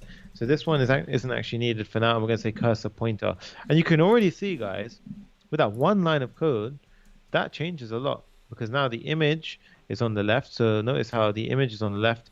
We have the heart icon in the middle, and then we have the other div, which is all the text, because everything's been positioned in a row. right? Now we're going to add the next effect, which is this one, which we say if we hover over this, it's going to change the opacity to 0.8. And now this is just a neat little effect. So Kazi, if you want to go and hover over the component, Ooh, nice. yeah, so it gives it that sort of like effect, right? The opacity changing effect. Mm-hmm. Uh, and then what we want to do is once we have that in place, we want to target those images. So we want to keep those images. One, we want to round them off. We want to get them a set width and height. So that way, no matter what image is put inside there, it won't actually break. And we want to sort of round off the edges so that it doesn't show once we round them off. So let's go ahead and add the following. So now you should see they grew a little bit, and then it also actually rounded off the corners a little bit. So it gives it a bit of a cleaner look. And now what we're going to do is for that text. So that text consists inside of sidebar search result info. All that text consists of search result info top and search result info bottom. So we want to position those two children with a display flex. We want to say change it to a column direction, and we want to say give the space between them. So if we go ahead and save that now, you should see it actually didn't show much, but it actually did do a little bit of a difference there. And this will come into play in a second. But for the actual heart, the heart icon that you guys can see, the heart shouldn't be in the middle. It should be on the top right. So because we gave the parent position relative, if I give this absolute positioning, it will be absolute to this container or this component, which means that if I do top and of 20 pixels, it will be 20 pixels from the top of the component, and right 40 pixels. It will stick to the right and it'll push itself out 40 pixels away from it, which is going to be super clean. So that gets the heart over in the corner. Now for the info top, right, we don't want it to span across the way with the text like it's doing right now. We want to basically have it with 40% of the width right now. So let's go ahead and do that. And you should see that it then goes ahead and it drops in, and the text actually wraps a little bit more. So that's a lot cleaner. So then what we're going to do is, so then what we're going to do is we are going to go ahead and we've got H3. So we're going to target the H3 inside of info top, so the title. And we're going to target that with a font weight of 300 and a margin top of 10 pixels. Let's go ahead and do that. So you can go ahead and do that. Now the indentation's all messed up, so because we're not using Prettier, but I would recommend you guys just use Prettier. Save yourself this time. We're using pair programming right now and it's not working, so that's why it doesn't fix itself like that. But with that said, we are going to go ahead and why did it just do that? So the button, search page info button, I've just added. I didn't add that, did I? Oops. So we've got search page, search results, sorry. Search result. Here, we're back. H3, like this. So now I'm going to target the P tag as well. So the P tag over here. So I'm going to say search result info top, target the P tag, give it a margin top of 10, font size 13, color gray. And you can see everything starts to slowly take shape. By the way, right? real quick, I just want to say, guys, Leif, who's always in our comments, he's Warpaint9, something like that, his name and the username. And he just made his Instagram. I had a talk with him a few days ago, and he was gonna actually work on his Instagram posts, and he was kind of slacking on it, so he felt really down that he wasn't working on it. Then we came up with a plan. We came up with what post he's gonna make, and he said he's gonna do it this week. And I didn't believe him that he was gonna actually do it because I know it requires a lot to make this content. Yeah. And just now I'm actually looking at an Instagram, and I'm really proud of him. Check it out. Leif actually dropped not only one post, but actually 4 posts on his channel. And I thought they were all a mistake, like duplicated, but they're actually 4 parts that he actually dropped on his Instagram platform. So each post, if you click on it, has copy. So this is part 1. Here's part 2. And it's deep copy, part 3. So I mean, this is his first day, and he dropped 4 posts with long copy. Leif, that is amazing. You killed it. And guys, please, it would mean the world if you guys just go and give him a follow, because he's part of this Clever Programmer family. So we all should be there to support Yeah. each other. I'm gonna just hit follow back on him right now. I just followed him. Guys, I want to see that number go up. All right, if you're here and you're getting Yeah. value from us, and we're here supporting you, let's all support each other. All right, so give him a follow, and it's his birthday today. So make sure you guys go and comment on his post too and show some love, okay? Nice. Let's go ahead and show Leif some love, guys, and go to his Instagram. He dropped it in the chat, right? As well? Oh, his username is, I'll just pop in his username.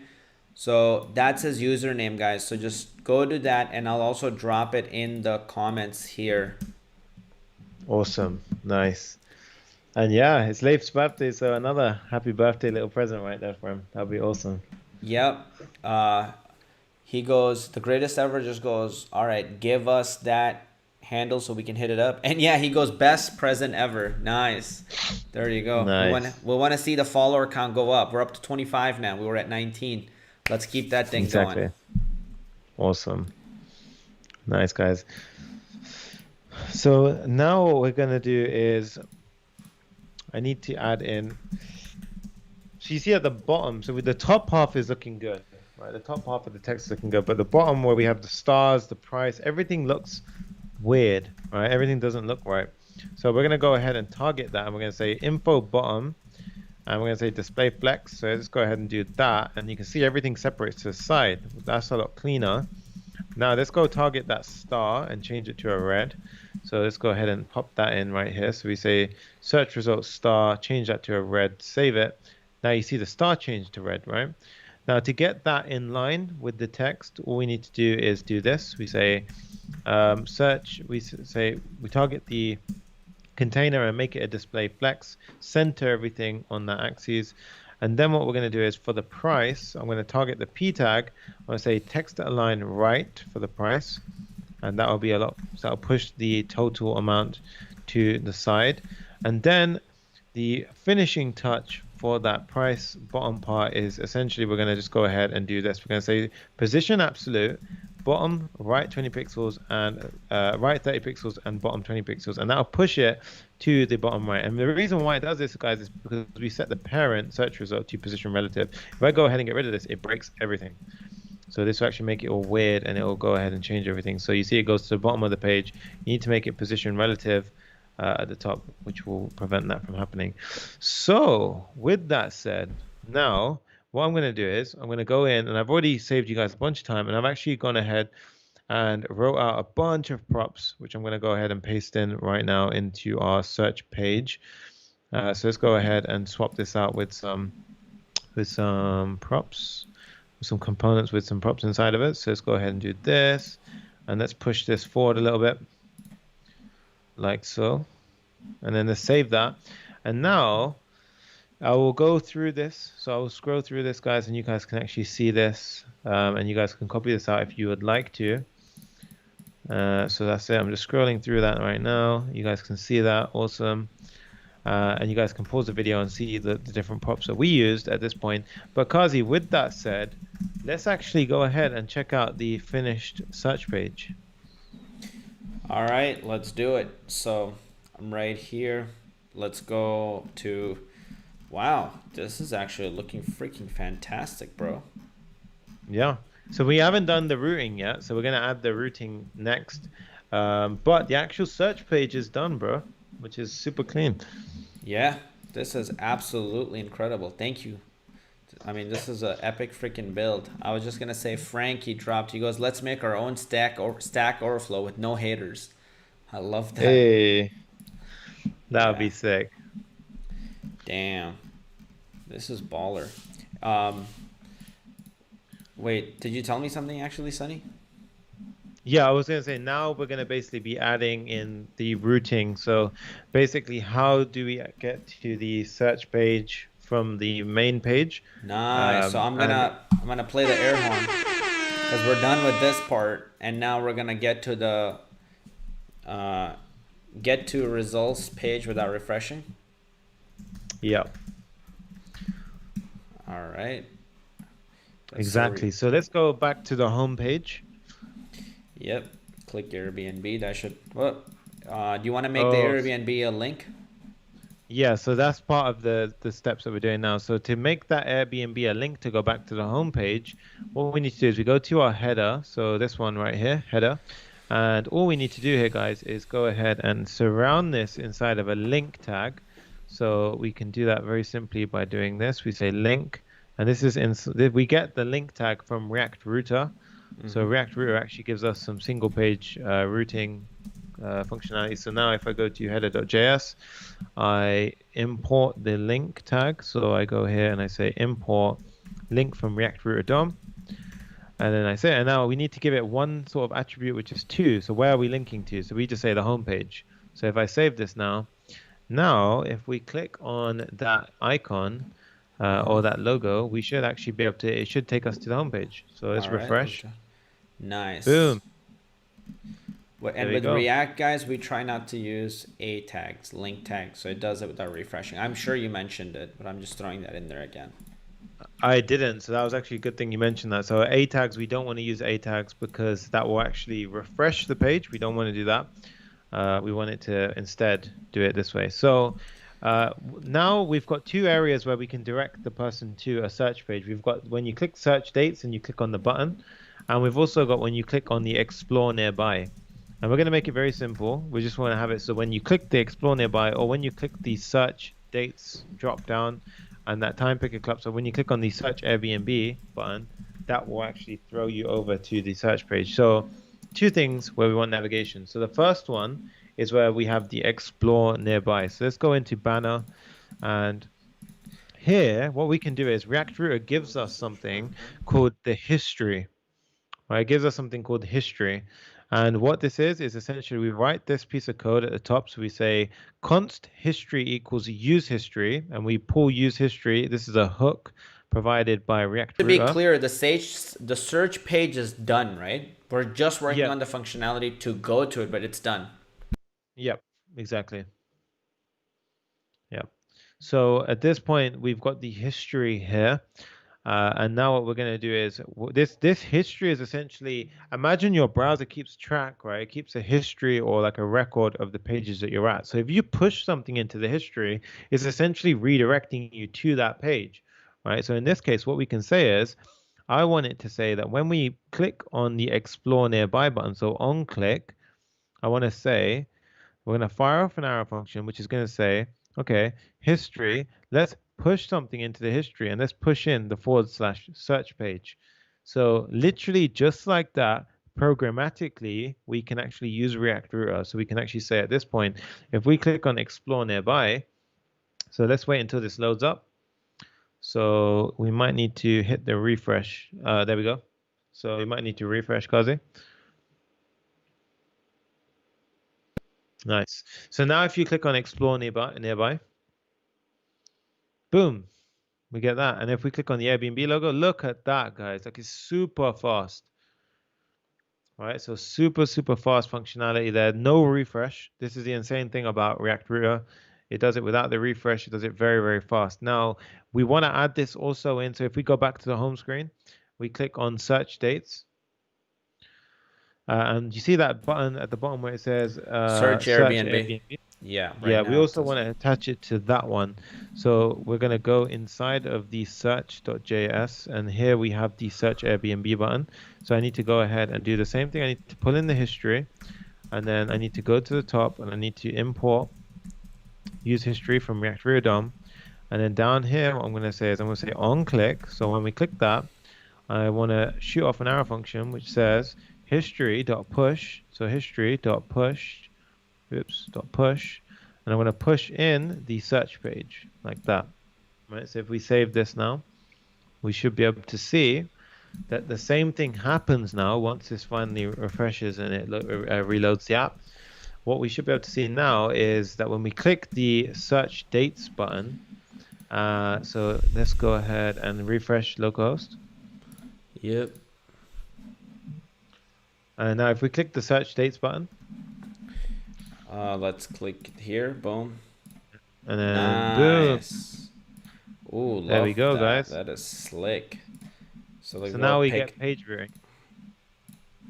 Nice. This is so fast. And here's a nice comment by Lay Duraf. And he goes, literally can't believe it's a clone. Looks so much like the actual Airbnb. This is so dope. Exactly. And cause you know what, just to show them, if you grab the actual app, so grab like the side of it and just make it bigger and smaller, like just drag it and pull it, make it bigger, smaller. Like you'll see, like look at that, guys. Like look how clean that is. How responsive that is, right? Like look at that. Wow. Yeah, like it's super responsive, super clean. Everything looks nice and sharp. Like Yeah. it's just a really, really clean build. Yeah, dude. On that note, we actually just finished the build. Damn. That is beautiful. Yeah. Now, when we go ahead. We just finished the build, and once we finish the builds, what are we gonna do next, Kazi? Bro, we're gonna deploy this bad boy to Firebase. Exactly. There we go. Let's go ahead and do that. And guys, you know the drill by this point. So first of all, I'm just going to show you guys the structure of all the files, just so I know you guys haven't seen it in a while. So that's right here. And let's go ahead and deploy this to Firebase. So we just need to do a few things. So one of the things we need to do is Firebase init.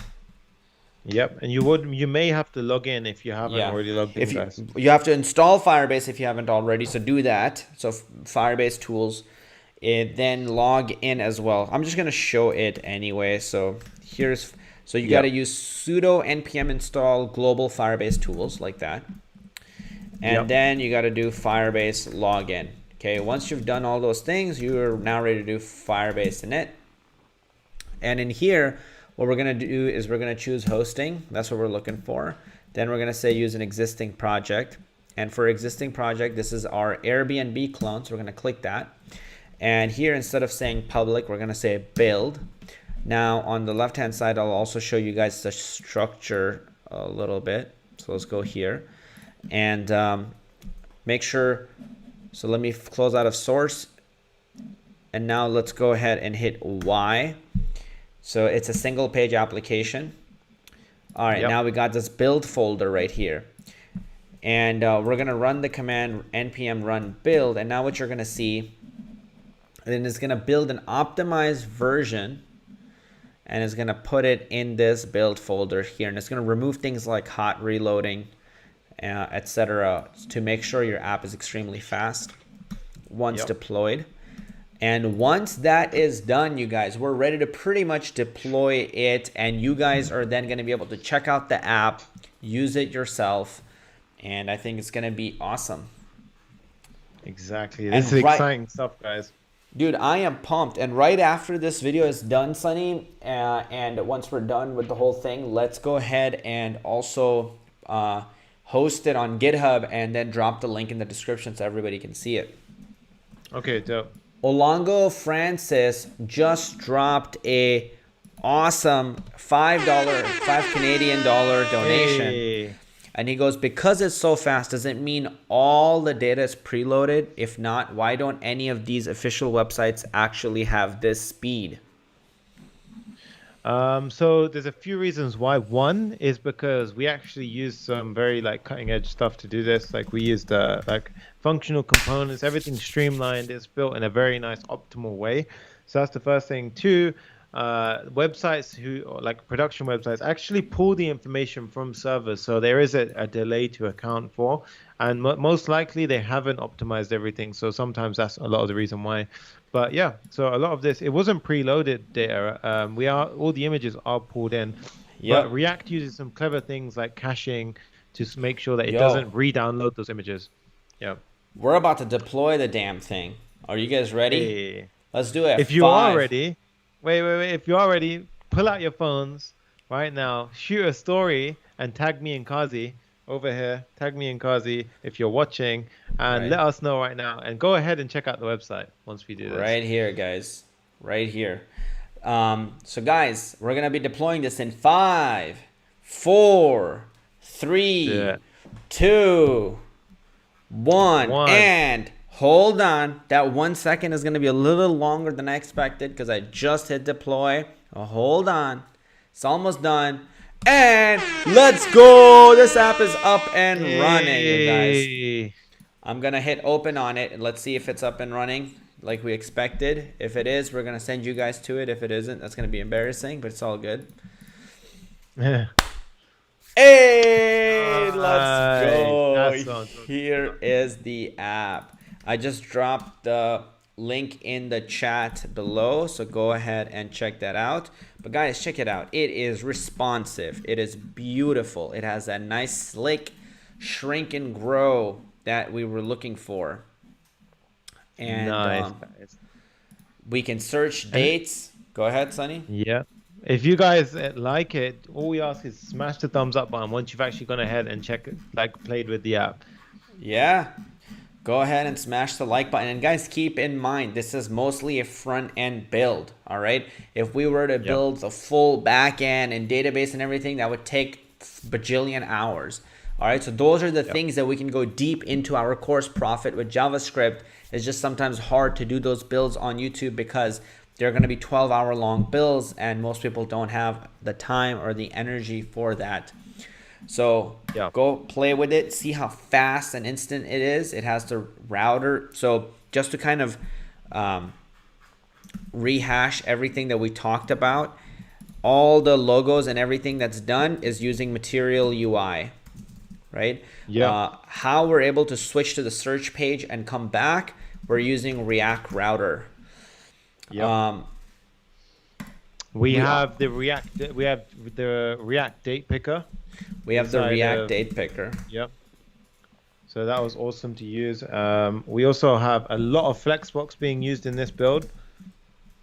Yep, it's extremely responsive design. And then also, guys, keep in mind, we are using Firebase for the hosting. Exactly. Yeah, so Firebase to host this thing. And guys, like once it's hosted on Firebase, it's so fast to load that thing. Like it's really, really fast and you can pretty much do a bunch of stuff. Mevon actually dropped a really good suggestion. She said Deliveroo clone. So that would be awesome, dude. The what? Deliveroo. A Deliveroo clone. What is that? Deliveroo. You guys don't have it in the States. It's like Uber Eats. Oh, wow. Okay. Deliveroo. Yeah. All right. So that's pretty sick. Check this out. I got my phone out. So guys, what you can do is take a story like this. I'll show you. All right. So you can go like this. Boom. And you can take a story. It could be like, check it out, guys. Building the Airbnb clone with React JavaScript with Sunny and Kazi. All right. So that's your story. Now you can be like, you can type on here. Airbnb clone with React JS, right? And put an emoji or something if you want to. All right, boom, that's now here. And then what you can do is you can tag us. So go here, grab Sunny, tag him, swipe up, click mention again, get Clever Kazi, and tag right there. And then just hit publish. And once you do that, it's gonna pop into all of our DMs. And then Sunny and I will actually start chatting with you. Exactly. And we love doing that, guys, because the amount of people that we speak with when you guys do this is insane. Like our inboxes get flooded. We can just have a chat with you guys. And it's just cool because it changes from just seeing a number of people watching to actually seeing you guys yourselves actually go ahead and do that. So check this out. Here's a good example. Somebody shared a photo with us and it's epic. And Gates Whitmer, and he goes, nothing else better to do than figure out React for e-commerce Amazon clone while waiting on the dreaded COD big updates on 6 megabits internet. So check it out. He took a photo and he is on a widescreen monitor and he's coding here. And then on the right-hand side, he got Sunny and me. And he's got a pretty slick setup. So nice. That's amazing, awesome. Bro. So we reply to a lot of these people, and I'll also send him a voice message. That's amazing, Gates. Thank you so much for sharing this. And dude, make sure you're coming to all the live streams because today we just built Airbnb clone, and I don't think we saw you here. So make sure you're coming tomorrow for the Facebook clone. Amazing to have you. Yep. Thanks, brother. So that's an example. I just dropped a voice message. So we make sure that we're communicating with all of you guys. It's a community here, okay? It's a family. So make sure, guys, be a part of all of this. Exactly. And we love to chat to you guys. And like you said, like Kazi just showed you guys, we do respond to you guys. So it's actually really, really fun for us to go ahead and chat with the people watching our content and who find it valuable. So it's awesome to do that. Yep. Awesome, guys. With that said, Sunny, are we done? We are done, bro. This has been a crazy build. We have completely built out the Airbnb front end portion of this build. And yeah, like it's insane. It was a lot of fun. And thank you everyone for watching. Like really appreciate you guys watching this. Thank you guys so much for coming. Appreciate your beautiful face. This setup over here, the studio setup, I'm going to keep you guys updated, but I got a new chair. We got some speakers. We're going to be setting it up and making it really nice. You guys are going to see the studio setup constantly changing and evolving over the next few weeks.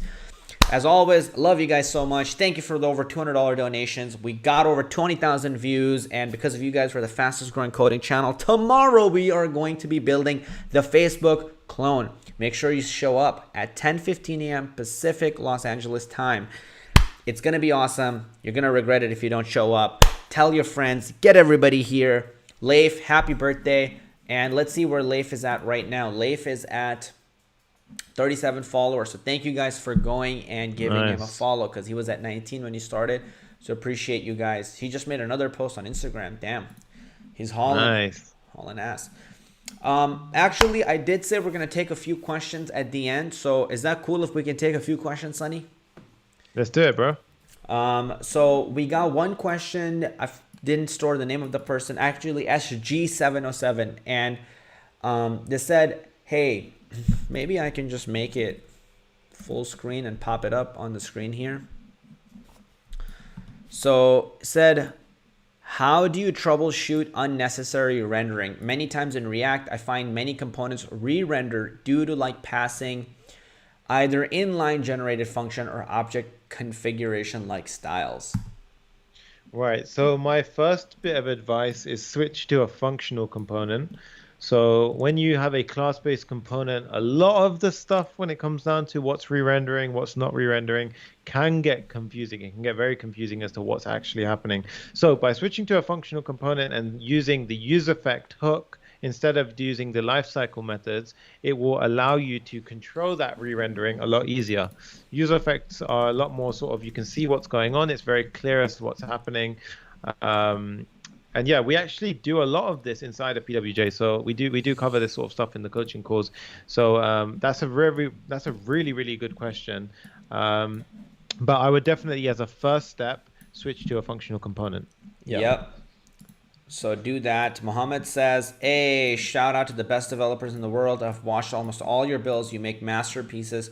Thank you for inspiring me. Keep up the proper work. Thank you so much for that, brother. Nice. Thank you, dude. Here is another question by Kevin Mason. I have a question. This is an error I get. Warning, can't perform a React state update on an unmounted component. This is a no-op, but it indicates a memory leak in your application. Have any idea about this? This is pretty weird. So I have a question. Okay, when you can't perform a React state update on an unmounted component, it's most likely the way you've written your component or the way you're updating your state on that component. So firstly, if you have a component, make sure that you've written the component correctly itself, and then when you actually use the component, make sure you write it out correctly. Also, the next step there is to make sure that you set up your state correctly. So if you've set up a variable, make sure that you go ahead and you've set that up correctly using the useState hook. So I always recommend using functional components. It'll make things a lot easier, guys. And basically break it down very simply. And if you need to, a good practice of doing this is use create React app, build a fresh app, and then just test it out. So just build the component that you're trying to test, and then see if you still get that same error, and you'll start to see the patterns as to where that error occurs. Yep. Guys, we have one idea that our team came up with. I think yesterday, Logan Federally, who actually comes to these live streams often, he's also part of Profit JavaScript and the community, and he dropped this and he said, what if you guys had a special Q&A at the end of the live stream? And I think on Twitch you can have subs, and I think how it works is people just subscribe for $5 a month, and it's kind of like a donation, but people just sub. And at the end of the live stream, we could have it where We just have a long Q&A, and everybody who's subscribed to the channel, just because it ends up taking so long already for the builds, for 3 to 4 hours, Q&As end up taking really long, and we also want to make sure they're crafted in good quality. So what we're thinking of doing is maybe for all the people who subscribe to the channel for $5 a month, they can stay and they can ask all the questions, and we'll be answering all of the questions of everybody who's subscribed. And hopefully they'll bring value to everyone watching. And that's something we could do at the end of the live streams. If you guys think it's a garbage idea, let us know. We won't do it. If you think it's a good idea and would be something that's actually helpful to Clever Programmer, also helpful to you guys, let us know and we'll figure out how to do it, and we'll get that working.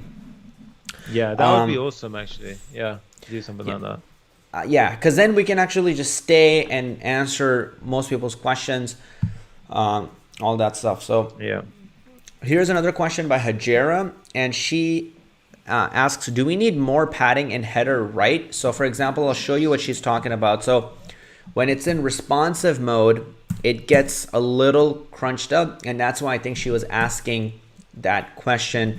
And I think she's talking about this, whoops. She's talking about, I think, oh my God, this stuff right here. Yeah, so the reason why is because the limitation of today's live stream was just showing you Flexbox, right? Which is why it cramps up a little bit. You could add some padding to it, yes. But what I would recommend in this case is Flexbox is going to take you so far. When you get to a situation like this, I would recommend going into using media queries. So media queries will actually allow you to then, because what you could do at this point is you could have a sandwich bar, right? So a media query could say hide this normal navigation bar or this normal top header bar, and instead show the Airbnb logo and a burger menu. So you know those 3 lines that you usually see? And then it'll be like a drop down menu and you can click it. That would be my approach, because that's the sort of way that you do in industry, as opposed to sort of making things super small or padded out. Because think about it, if you add padding, it's going to start to push into the middle container. So you want to start thinking of it like that. Because I really like Sunny's t-shirt today. Hey, Let's go. These are different t-shirts, by the way, guys. They're just fresh black shirts. Yeah. Nice. You know, I kind of want to do that too. Mark Zuckerberg did that. What I want to do is, I hate thinking about clothes. It takes so much of my freaking valuable energy and time. So I've been telling my girlfriend, she says I'm crazy, but what I'm thinking is to go one day and just go to H&M one day and just buy like 365 shirts. Yeah. Like the cheapest shirts possible, but like maybe they're distinct, not all black. And I literally want to wear one new shirt every single day without ever having to wash it again, because it's just one shirt a day for 365 days. And then after they're all done, just go and burn them in a big fire and then go buy another 365 shirts. I was gonna say maybe wash them for like a band. Yeah. It's, I think, much more fun to just burn them and then go just get new ones. Yeah. Mervan dropped a good idea. She said we should get some Clever Programmer t-shirts. I think that would be dope, dude. I think like I should get a black t-shirt saying Clever Programmer with the black t-shirt. I think that would be, yeah, I feel like a shirt or like, yeah, a shirt or like even a hoodie would be sick. Yeah, we should do that. Definitely, that'd be sick. People are saying donate it. I think that's a good idea. I think that might actually be better to donate it. Yeah, a lot of people are saying donate. Yeah, actually, guys, I changed my mind. I think instead of burning them, I'll donate them. I think that's much better. Yeah. But yeah, that would be awesome, because then you just never have to think about it. Just 365 days of clothes and you're good to go. Exactly. Guys, by the way, take a look at this beautiful face. And by tomorrow, actually tomorrow I won't be on the live stream because this face will be changing. I'll be changing it up a little bit. And on Friday, I'll be live. And I think you guys will have a little bit of trouble recognizing me, but, you know, just letting you know. Shit. Just giving you a little heads up. I'm actually getting a haircut as well, dude, tomorrow. Damn. Yeah, people are like, sell CP clothing. The CP logo would be so cool on a hoodie. Yeah. That would be awesome. Oh, Frank goes, send me the new CP logo. I'll make a Teespring. Damn. That would be sick. I think we could do that. Yeah. We should definitely check that out, You yeah. could just drop it here, baby. Thank you. Nice. I just got my food reinforcements. Awesome. I think that's it, guys. Hopefully you guys got value out of it. We love your beautiful face. This is Kazi. This is Sunny. And as always, we will see you in the next video. Peace. Peace, guys.